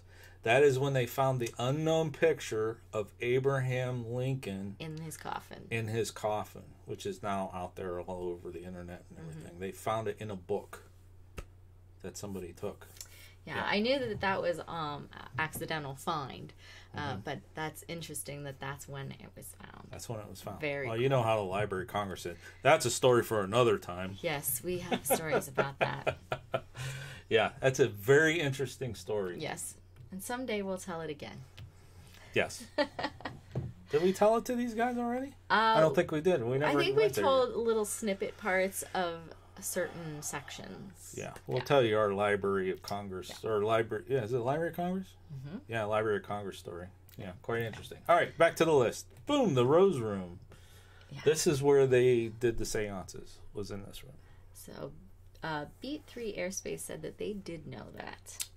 So that's pretty cool. Yeah. And Michael Fire Jr. says, I hope he was wearing pants. All right, Michael. All right, let's move on, shall we? I did. The Rose Room. This is where they did the seances. You didn't hear me say that, did you? No, I thought you said the Red Room. Well, Rose Room. Because there is a Red Room. It's the Rose Room. Okay. So the Rose Room, then we see Andrew Jackson is heard swearing in this room. And of course, his bed. That's his bed. Is in that room. That canopy bed. So that was bed Andrew right Jackson. there was his, which could be why he's, seen there. It could be attached maybe to his bed. And Lincoln has also been reported to be knocking on this door. So checking in on things. All right, the big one.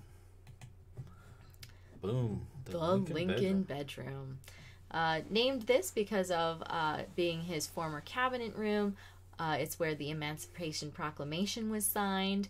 And also when... Michael says, unknown pictures are unknown for a reason, usually.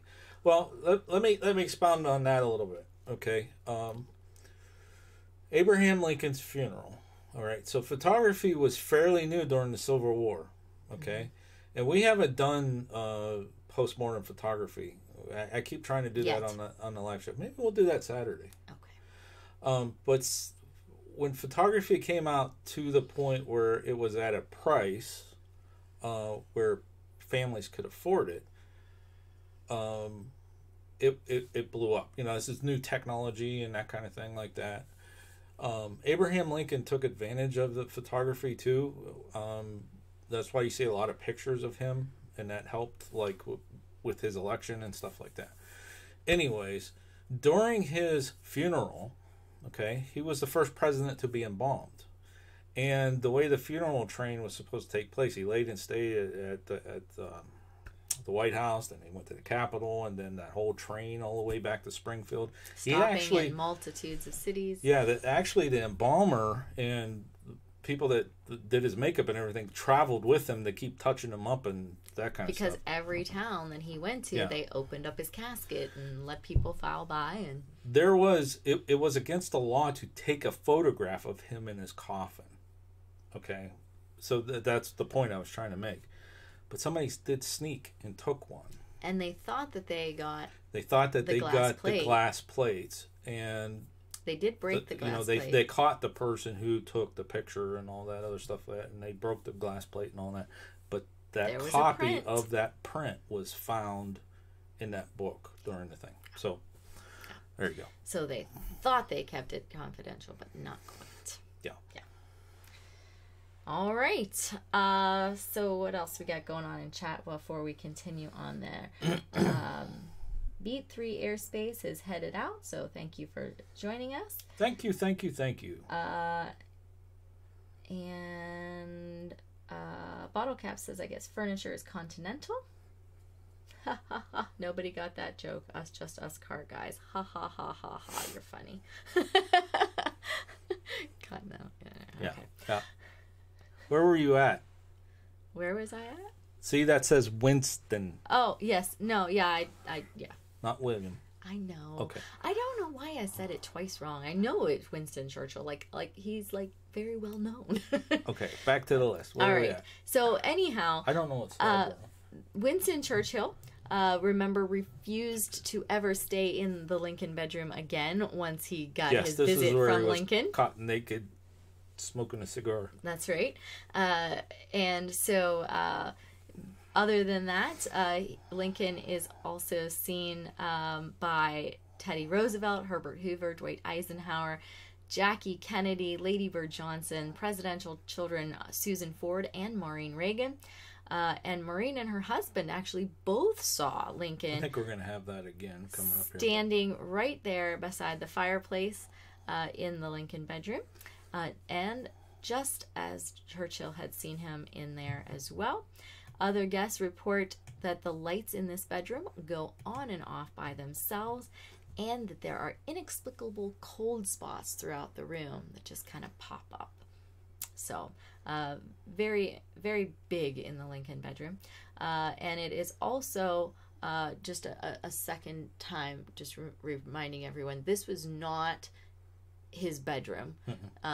It was not a bedroom at the time, but this was his bed. And the furnishings that are in there were theoretically in the White House that were found and restored by Truman. And there's a copy, if I'm not mistaken, of the Gettysburg Address in that room, which is obviously one of his most famous documents, and of course other furnitures and furnishings as well. And this is the room where he signed the Emancipation Proclamation. Proclamation. Yeah. In that room. Yeah. In the White House. Right. So. Physically signed it. So. All right. Do we have any questions in chat? Because that was a lot I'm not sure of that it's a information. question so much as Michael Fire Jr. says, I want to see Lincoln, not naked, but I want to see him. I don't think I want to see him naked either. Yeah, I don't want to see anybody naked, but you know. Let's see what else.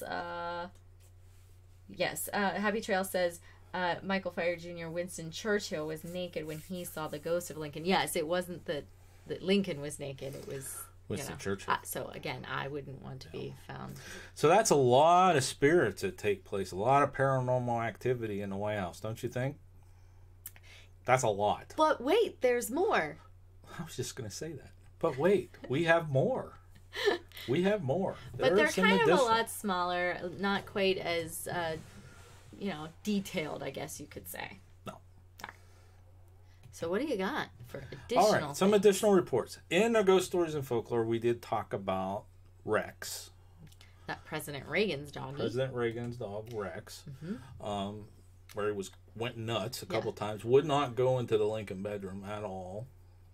Freaked out. Mm-hmm. And while they were watching TV one night, went up on its hind legs, was chasing something around the ceiling.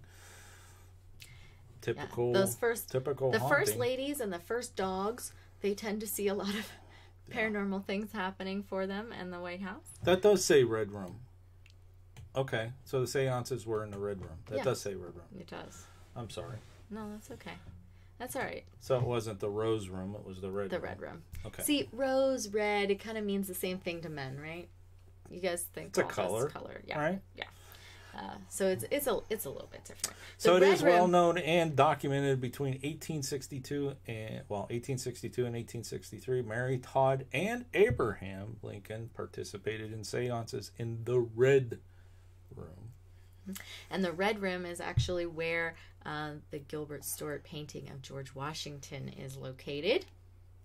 For those of you who who saved it. Oh, it was one of our first ladies. Do tell them. She's the one that we talked about. I know. Abigail Adams. Yeah. Because she thought it was a very important painting. Why did she save the painting? Does anybody know why she saved the painting? The British fire starter. The British were coming. They saved the painting. She thought it was a very important painting to save. It meant a lot to our country, she thought, to be able to have a continued representation of our first president. And so she made sure that it was packaged nicely, along with some other things that were leaving the White House for safekeepings when the fire was raging on. That's right. Yeah. Or that painting would have been lost. Exactly, because most of the things were lost in that fire. Most of the building. Do you remember Lincoln's demolished. Dream? I do. Okay, because I didn't put it in here, so you're going to wing it. He actually had a couple of different dreams. Well, the one about the East Room. But the one about the East Room is that... Oh, go ahead. PMDB Entertainment. Hello, hello, hello, and welcome to the stream. Hello. So Lincoln actually had a dream while in the White House that he would walk into the East Room. Shortly before his assassination. Yes, he would walk into the East Room, and it was all in black drapery, and there was something going on, and someone laid out, and he asked the people there, he's like, what's going on? And they said, the president, he's dead, and this is he's lying in state. And he's like, oh. So he saw himself laying there in state. Yes, he did see himself lying in state in the East Room. It was 3 days before his assassination. It was very close. I don't know the exact days, but it was very close to when he did end up getting killed. So, let's see. Anything else you got? Let's see. I think we've mentioned all of these people a couple of times. Well, let's just go through the list real quick of all the people who have seen Lincoln's apparition or experienced his presence. Okay, so of course we know that was Jackie Kennedy, Carl Sandburg, Herbert Hoover, Nancy Reagan, Maureen Reagan, her husband as well, Ron. Or not Ron. What was her husband's name? I forget. Maureen's husband as well. Ronald Reagan, Dwight D. Eisenhower, Franklin D. Roosevelt, Theodore Roosevelt, Eleanor Roosevelt, Queen Wilhelma of the Netherlands, Winston Churchill, and Grace Coolidge. I forgot Lady Bird Johnson. You skipped right over her. And Lady Bird Johnson. So that's quite a lot. Quite a lot of influential people say that they've seen Mr. Lincoln. Or experienced his presence. Yes. Yeah. All right. Grant and Arthur? Here's a different one. This is where I lost count of some of these things like this. Yeah. Okay. So he's President Grant and President Arthur. They pretty much said, there was some sort of white-haired old man that I saw. Maybe that was Mr. Burns. I don't know. No, Mike, not Carl Sandburg, the baseball player. Carl Sandburg was Lincoln's biographer. Yeah. Anyhow, according to the Historical Association, this white-haired old man appeared to Ulysses S. Grant and also to Chester Arthur. Journalists described the ghost looking like this by the president when he described it to his staff members. So that's how they kind of know it's a white-haired old man. What was the word they used? It was phosphor, didn't they say? Yeah. The phosphorescent white? Phosphorescent white. Yes. Beard and hair, but yes. They don't know who it was. Yes. An aged and bent man with long phosphorescent white What if that was David hair, Burns? Beard. That's what I was saying. I bet you that's what I'm thinking it is. Said that it was ghastly, wavy, and had bright, glaring eyes, long, scrawny fingers, and he walks noiselessly but stately, and his presence is always indicated by a peculiar electric sensation that just pervades the surrounding air. And that is the description from an 1883 article in the Washington Critic that was describing these visits in the second floor bedrooms. All right. So, and here's another one that kind of like, do we really take this guy's... Yeah, I'm not sure about him. Yeah. I don't know too much about him, but no one else has mentioned these things, and so kind of without corroboration, it's kind of like, well, maybe he embellished a little bit. We're not sure. But there's a guy named Jeremiah Jerry Smith, and he started working in the White House during the time of Ulysses S. Grant when he was president, and he was a footman for Grant. He was also a butler, a cook, and a doorman, and he was the official duster until, of course, he retired 35 years later. So he spent a lot of time there, so it's quite possible that, the spirits became friendly with him. They recognized him. He was there a long time, longer than any of the presidents. So he was there, and what makes me curious about him is not only that he was there so long, but that he was considered a storyteller. So was it that he was just relating information and that's why they called him a storyteller? Or was it, hey, I'm sorry. Michael said, hi, Rachel. Hi, Rachel. Da, da, da. And then I say, I'm reading chat, and then Timey says, hi, Rachel. Hi, Timey. And I'm looking, Rachel. Hi, Rachel. Is Rachel Ross in here? I'm looking, Rachel. I don't see a Rachel. And then Mike says, I don't know where Rachel came from. Hi, Rachel came from. Oh, okay. So Timey's here, but okay. Yeah.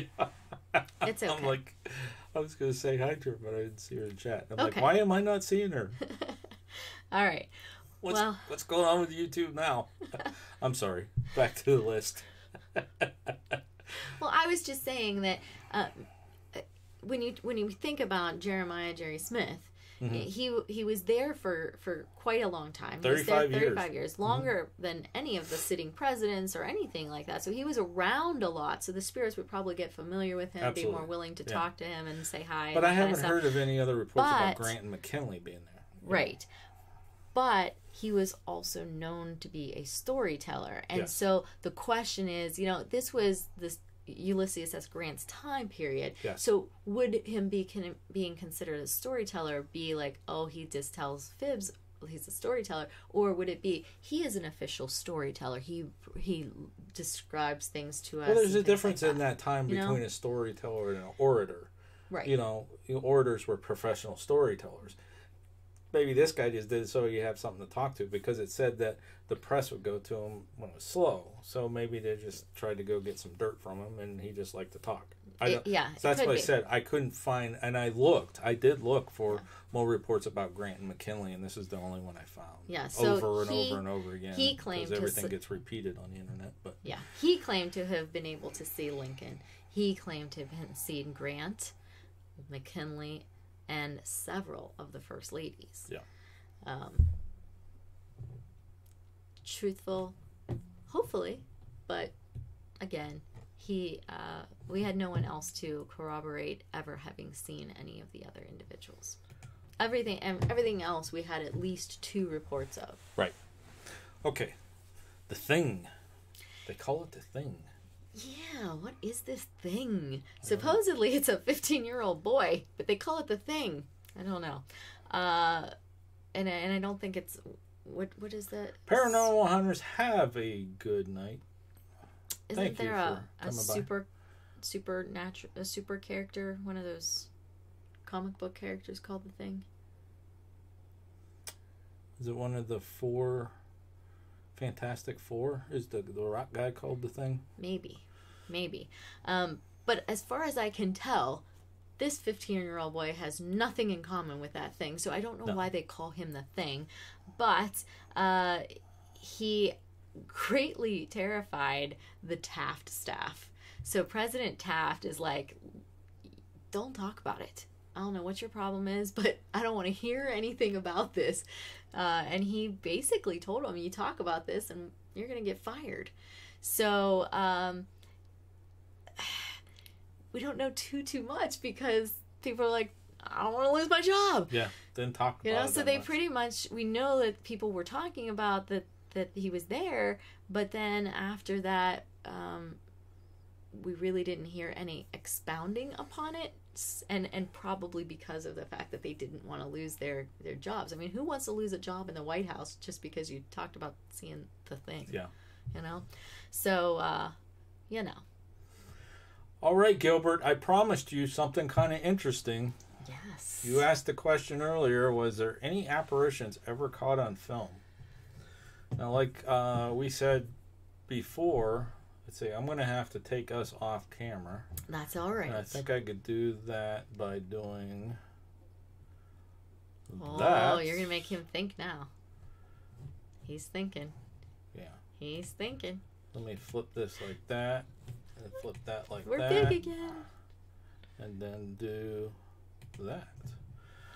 Okay, so remember when we were talking about the White House was gutted inside during the Truman administration? Yes. There's a whole thing, a story behind that. That's for another time. For Friday's video. Is it in Friday's video? I talk a little bit about it. About what he was looking for and why he did Oh, that? no. Okay. No, I kept that out of it. But I just did the check out historical this stuff. picture, guys. Guys and gals. This is pretty interesting picture. This was taken during that restoration. Mm-hmm. I think they could still hear us. So, Yeah, the microphone's First of all, if you look at it, you're like, where's this at? This is the inside of the White House. This is the inside of the White House. They literally took pretty much the whole thing down except for the exterior walls and the third floor. Everything else was pretty well gutted out down to the outside brick walls. And they dug in an extra basement and put the basement in and everything at this time. So there was all kinds of stuff going on in there. And it looks like you're in the middle of some war zone or something, but that's actually the inside of the White House itself. I will, if that picture's too small for you guys to see, I will post that in the Parapeeps Facebook group too. I think it looks pretty good.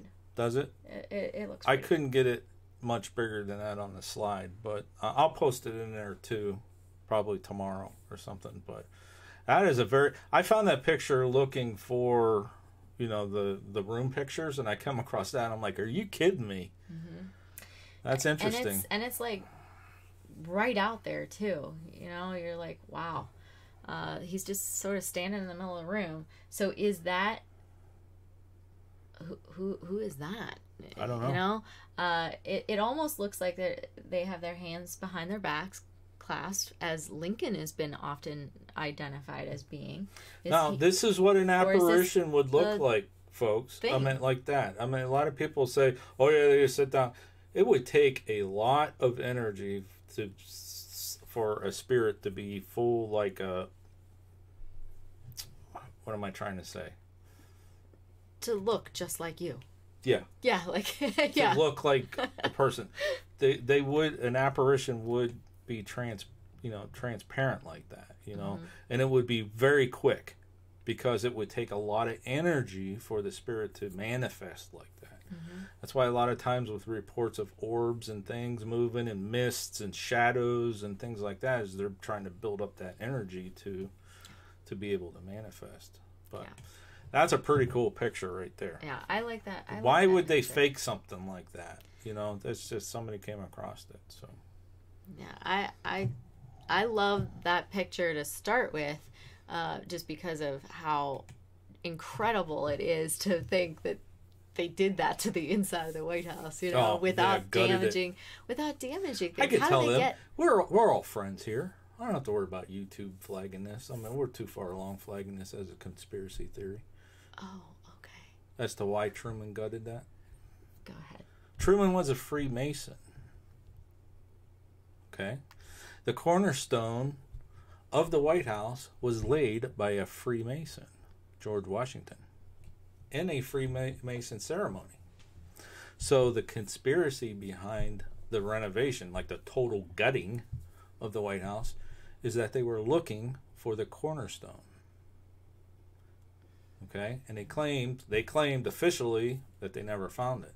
But there are those who believe that cornerstone resides right now in the Freemason Lodge in Washington, D.C. And as property of the Freemasons now. And if you look at that picture, how could they not have found it? Yeah. They went down deep. They built a basement under it. They just kind of took everything out. How how could you not have They gutted seen it. or found that, you know? It was gutted. Yeah. Gutted. Yeah. Yeah. So that's the theory behind why they went to such, well, you know, they said they had to reinforce it with those steel girders and all that stuff like that, but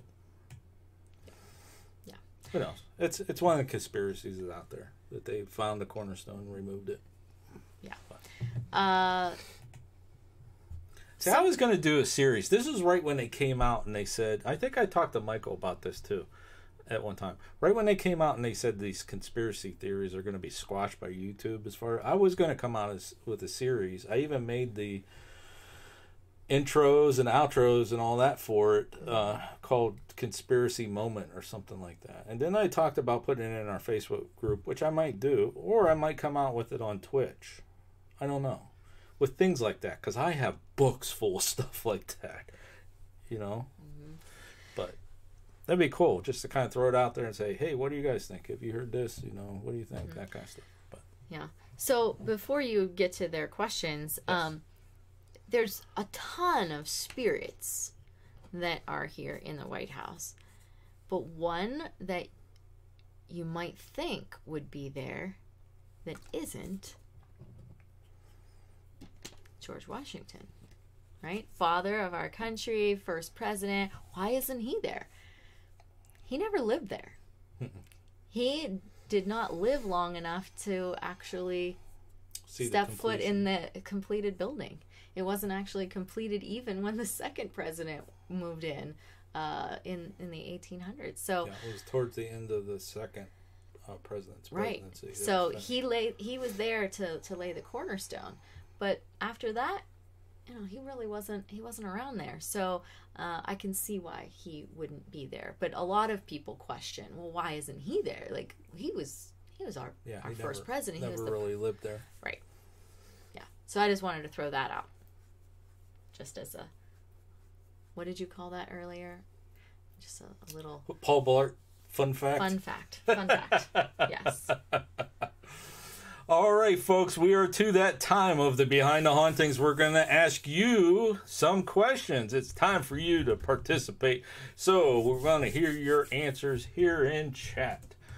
So here we go. Question number 1. Why do you think there is so much activity within the White House? Why do you think? What is your thoughts? So this is where you get to start typing a lot in the chat. What do you think the answer would be to that question? Why is there so much activity there? I usually like to give them some choices here, but you left it kind of wide open. I left it wide open. Yeah. How many different ghosts have been spotted in the White House? I stopped counting. He stopped counting after 2. It's 15 to 17 that we have documented in here. I have to go back and count. But I stopped at 2. I was writing them down as we were going through here, and I stopped and I forgot.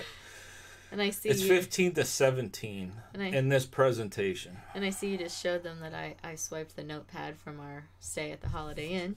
Yeah, she's a thief. Holiday Inn Express notepad. I was writing notes when I left. That's part of your room rate. I was writing notes when I left too. Towels, toilet paper, everything. Yeah, we don't do that. I do notepads because generally I'm writing something as I'm leaving. All right, so what are we getting? So we got Death from Gilbert Rod. And Happy Trail says, so many people lived there and felt it was important to be there. So I think those are some good answers right there. Long history of important tragic events in history. Mm-hmm. All the energy from the world events plus deaths in the White House. And then, of course, not just deaths, also happy times, too. There were weddings and births and, you know. Yeah. A lot of energy. A lot of energy takes place in that thing. And you got to remember, too, that house is built out of sandstone. It is. Which one of the components in sandstone is lime. Mm. And it's been whitewashed hence the name, White House. So that's holding that energy in that building. And there was a spot in the restoration where they took off 40 coats of whitewash, which means it's really held in there. Yeah, it's really white. Yeah. Okay. Because it's where a president spends a lot of their time, and a lot of people are in the White House 24/7, and I agree completely. That place is buzzing all the time. Susie Channel is here. Hello. Doug was here a little bit earlier. Yes. Nice to Nice see to you. see all you guys. Right. All right, next question. With so many reports, why do you think there's so many out there that don't believe? I mean, we went over how many different people. And 8 presidents. Important people that you think are pretty honest and truthful, and even though we're talking about them being presidents. I have the answer in my head, but why do you guys think? Why do you think in society today, a lot of times when you start talking about ghosts and paranormal and that kind of stuff, they're like, whatever. Most people are kind of like that. Especially where we work, they think we're crazy. Of course they do. But then they're like, did you find anything? What did you see when you were out ghost hunting this weekend? They're curious. They're paranormal curious, but they won't admit it. Why do you think there's such a stigma about that? Happy Trail says because it scares people to believe. Doug's still here. And by the way, Gilbert Rod said, "Oh my goodness, you read my mind. I was going to mention the limestone." Good morning, Spirit Squad. Visiting us from across the pond. People are skeptical over the unknown. They don't want to believe. Yes, and people refuse to believe what cannot be proven, and that's where I pretty much am at. I try to prove it, and I'm looking for that ultimate proof. And I will be skeptical. But your mom believes. Yeah, my sister believes. Does your father believe? I don't know. Not so much. No. Yeah, and you know what? To be honest, I do find. So that... I know the answer to this. Okay. All right. This is my theory. You guys can agree with me or not. Mark says not open enough. You guys can agree with this or not. And if you look at those times, I didn't do a timeline because I didn't have enough time.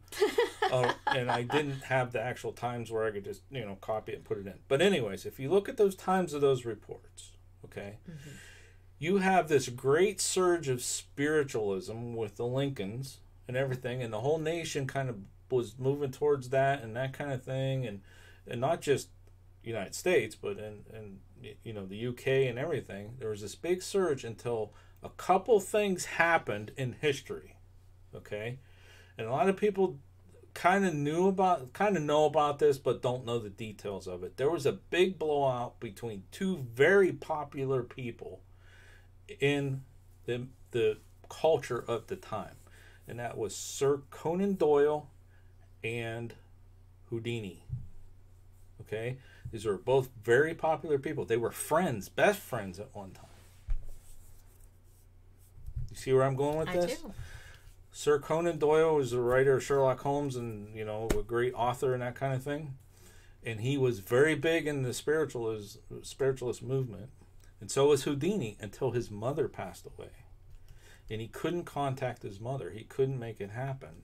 And he said he was going to be going after all these mediums and everybody and prove to the world that this is a bunch of hooey. That was a big thing back then. Huge. Big uproar. And that created that stigma of 2 different sides. People who believed and people who not going to believe because they didn't want to be associated with this side or that side or whatever. And that stemmed down through the ages, heredity, that kind of thing. And that's why you got people. Winston Churchill, exactly. Like Heredity, but it's okay. Not heredity, but you like your parents. Yeah. That say, ghosts don't we don't talk about that kind of stuff. You know what I mean? Yeah. So that's my theory as to why you got renowned, educated people who said, yes, I saw the ghost of Lincoln. I was naked, smoking a cigar. He was sitting right there. Okay. That's my answer to it. Okay. Some in the chat, we've got a few people who had some ideas. They said basically that if you haven't experienced it, it's hard to believe, and it sometimes they're in self-denial. It's because human account is so tainted by our own perception that personal accounts are the least reliable. And what's really funny when you say that, Michael, is that in forensics and in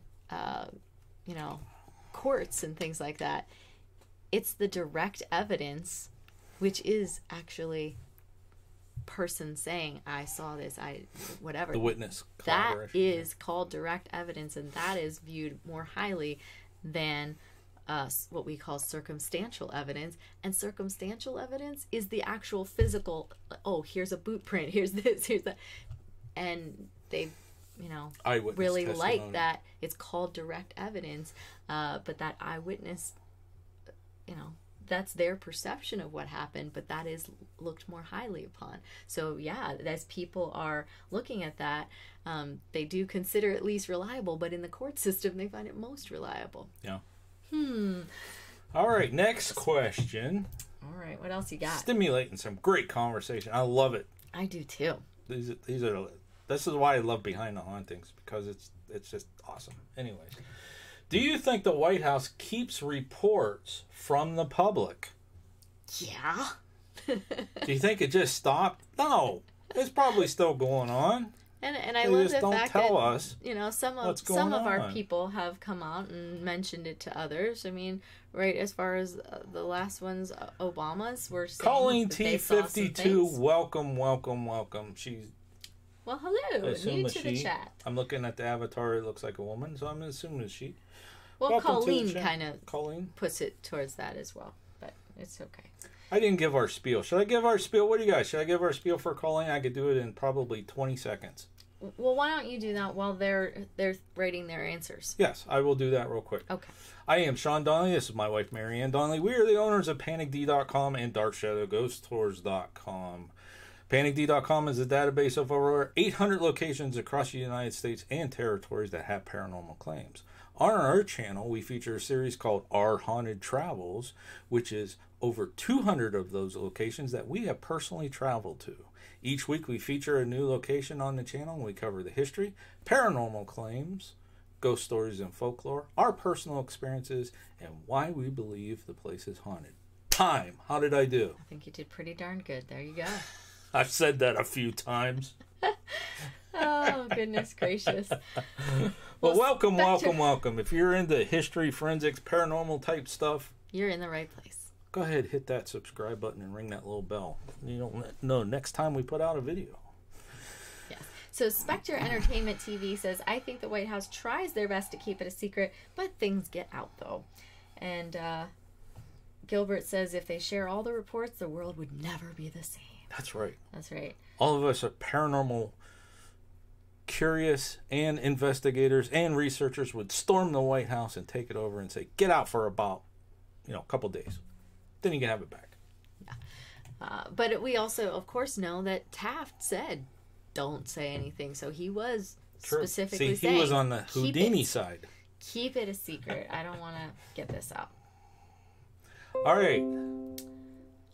Next. My PC wants me to reboot. Not right now. I'm kind of busy. Not now. Okay, what else you got? All right, next question. Do you think that the seances that were performed in the White House could it open doorways to the other realm?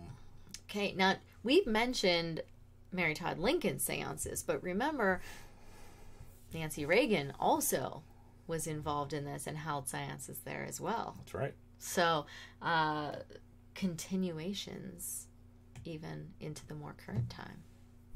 So what do you think? Do you think them being in the red room, not the rose room, but the red room, performing those seances and wherever Nancy Reagan I was just going to say, maybe Nancy did them in the rose room.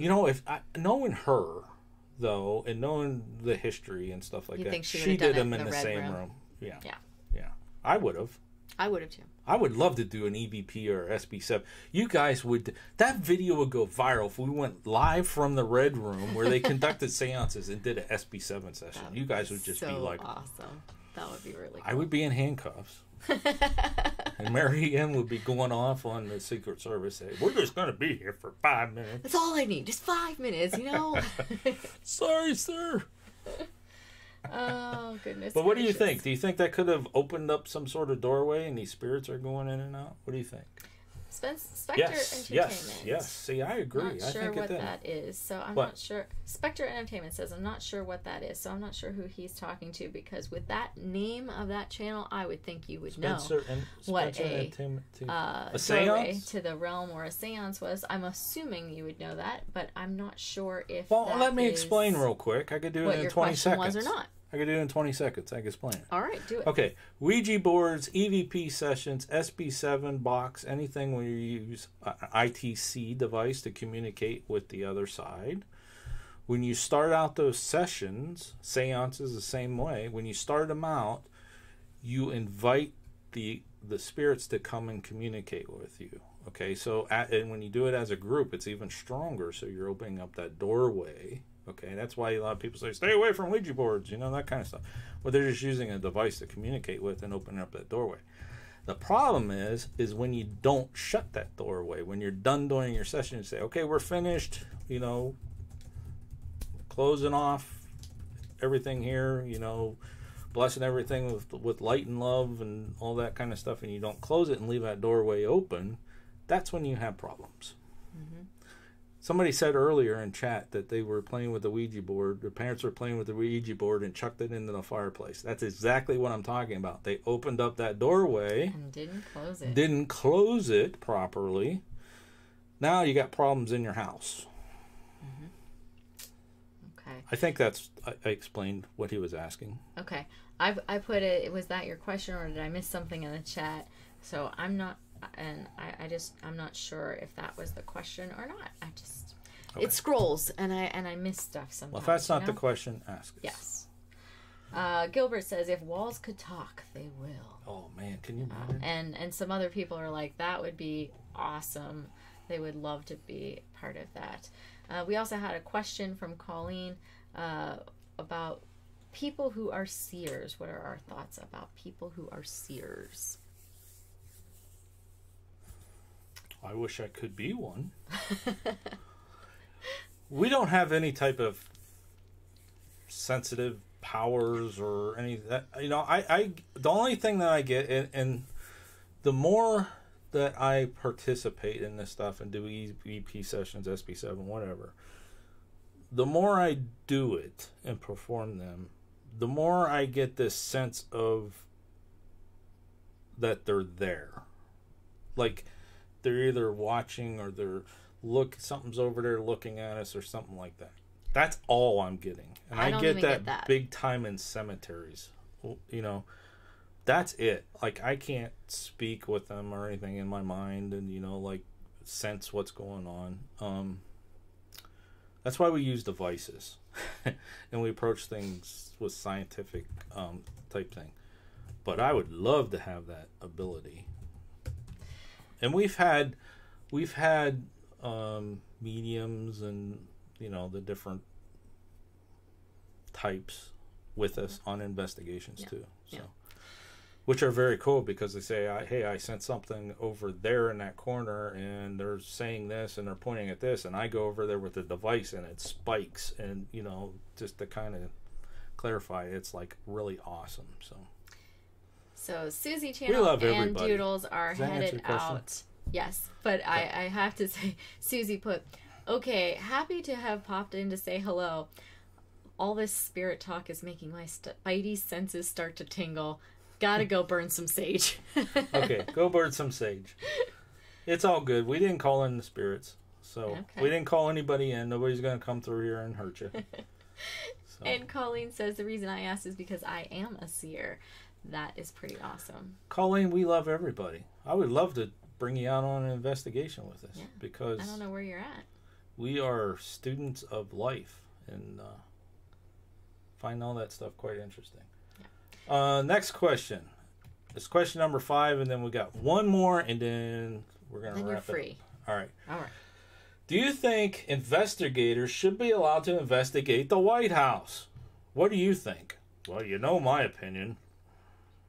I would love to go investigate the White House. Quite frankly, us Americans own that building. Paid for it. Several times. Colleen is in Texas. Texas. All right. Let's see here.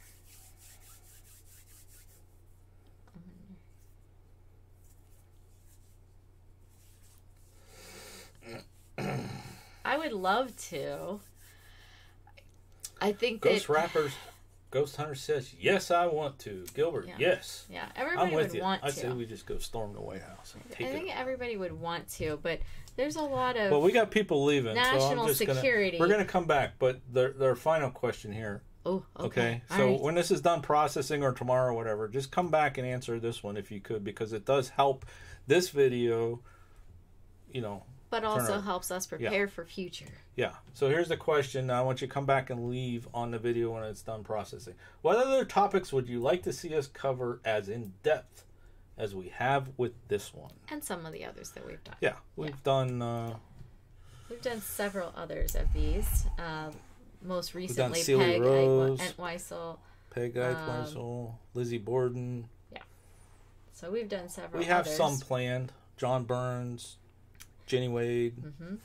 We got a couple of those. Somewhere I have a notebook with them written down. Those are the only 2 I can think of off the top of my head. But I want to get 10 at least done so that we can do the book. So if there's any other topics... Mm-hmm. And basically what it is some sort of event or some sort of whatever that could be causing the haunting. That's what Behind the Haunting is.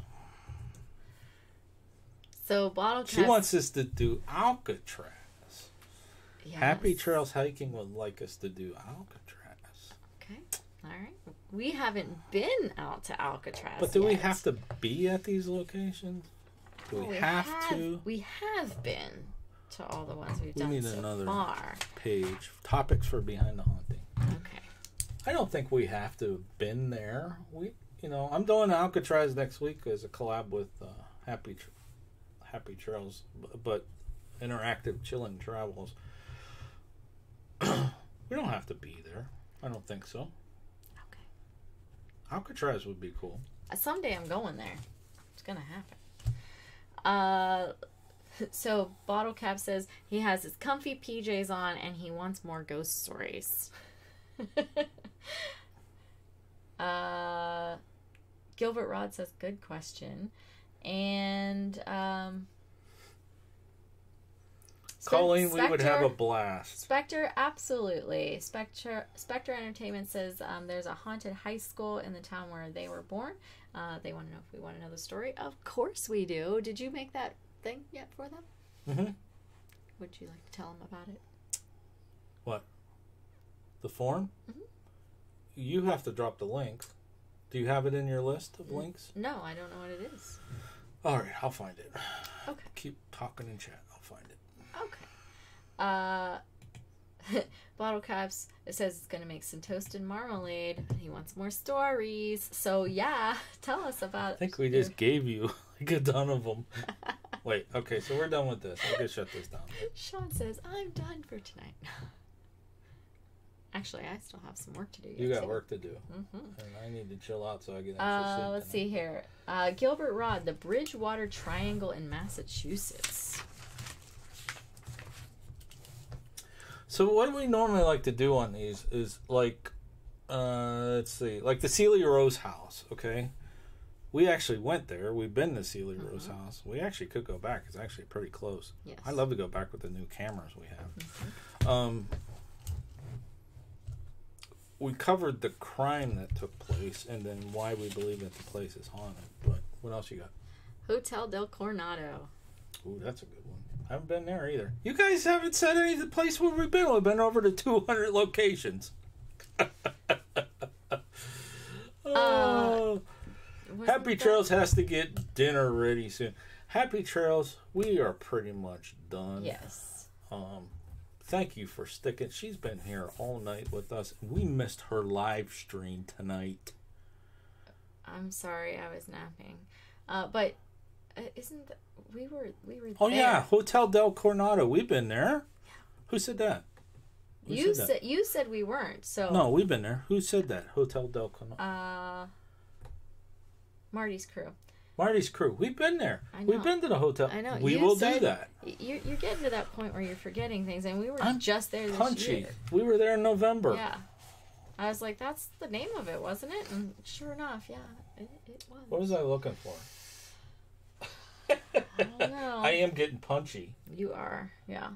I need more coffee. Timmy says she's got a premiere that she's almost done editing. And Mark says, hey, I like demons, anything with demons. There it is. Okay. So how are you going to get that to me? I don't know. I'm afraid to drop the link. Send it to me. Send it to me and I'll post it. Okay. Hold on a second. We're going to drop a form where you could submit your story. And I have stuff from Timey, by the way, that I need to put in here that she sent me. Okay. Because at some point on Let's Talk Paranormal, we're going to uncover these. You want me to send it to you on Facebook? Okay. It makes it faster. Talk amongst yourselves a second. Here's the topic. Global warming. We'll be right back. Stop it. Oh my. What's Lord, funny is where are today. You? Marianne. Holy crap. It's been a while since you talked to me, huh? I don't talk to you on Facebook anymore. I guess not. Jeez, there you are. Okay. Funny enough, I was watching somebody else's class today because they were not around today and they needed somebody to sit in on it. So I was watching their class and it was a debate class and they were trying to come up with a new topic to debate and they weren't going back and forth battling out. They were debating about what to debate. It was kind of amusing to me. But one of the things was, the claims that of Disney being cryogenically frozen and being stored at Disney. And they're like, you're into that paranormal stuff, Mrs. Donnelly? Like, do you think that he's there? And do you think there's any claims there? And I'm like, what about Disneyland in California? So maybe that could be another one. Put that down. Like Disneyland, even the California. kids were excited about that one. Behind the Haunting of Disneyland, California. That place is wow. Okay, so Happy Trail says you should cover the national parks. We've been to several MPS places. Several. Not like hiking. Right. We've been to Harper's Ferry, which is MPS. We've been to Lincoln's Home, MPS. What was that fort in Puerto Rico we were at? There's San Cristobal, and there's also we went to both of them. Yeah. Those are National Park Service in Puerto Rico. Castillo de San Marcos, Timey's here. That's National Park Service. Yeah, so there's several that we have been to, and again, you're right. We don't generally do the hiking portions, but what would be really cool would be to go to and then also do where Teddy Roosevelt didn't kill the bear. Where's that at? I don't remember the exact. There's a lot of national parks, but what I'm saying is that would be a cool one. Happy Trails. Do you know where that's at? Happy Trails will know. Yeah. Cuyahoga Valley National Park. Absolutely. There's a little town there. That's where you're supposed to come and we're going to get together and like hang out. What's that name of that little town? Hale Farm. Hale Farms is in the middle of that, and there's like 4 buildings that have paranormal claim. It's like a little ghost town. Let's see here. Bottle Cap sent me a photo. What is that? Oh, that's what he said he was going to make. That's his marmalade and toast. Marmalade and toast. You guys want to see what Bottle Caps is eating right now? He's eating that, waiting for some more stories. Spectre wants to know if we could read his last comment. Let me go and see what was before that. While you're looking for that, I'll show you what bottle caps is. That looks actually pretty good. Did we eat dinner? Yeah, we ate dinner. Second screen. Okay, let me read. Let's get rid of us. Boom. Okay. That's what bottle caps That just sent sounds us. fine. Send it. Send it, Spectre. Yummy. Absolutely. What? They're gonna send us some stuff. That's absolutely, definitely. Yeah, send it over. This is the fun part for us. You know, that's like the Facebook group too. That's why I love when other people post stuff in there and like tweet me things and that kind of stuff. I love getting stuff that I don't have to go out and look for. That's fun for me, you know.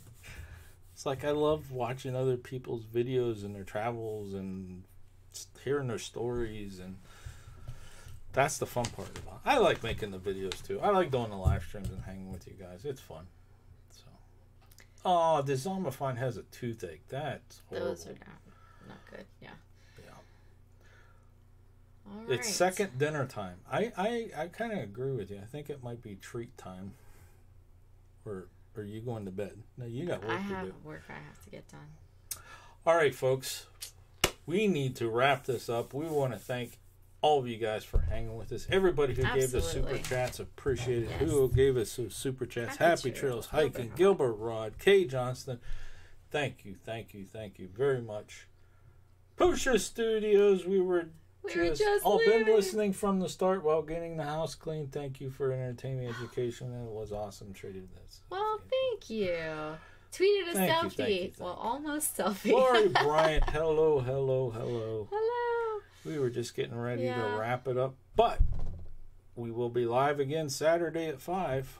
I am going to post that link again for the Google form, or why don't you tell Mark where he can send you pictures as well? What can you give him your Twitter and all that fun stuff? Twitter is at Panic Database,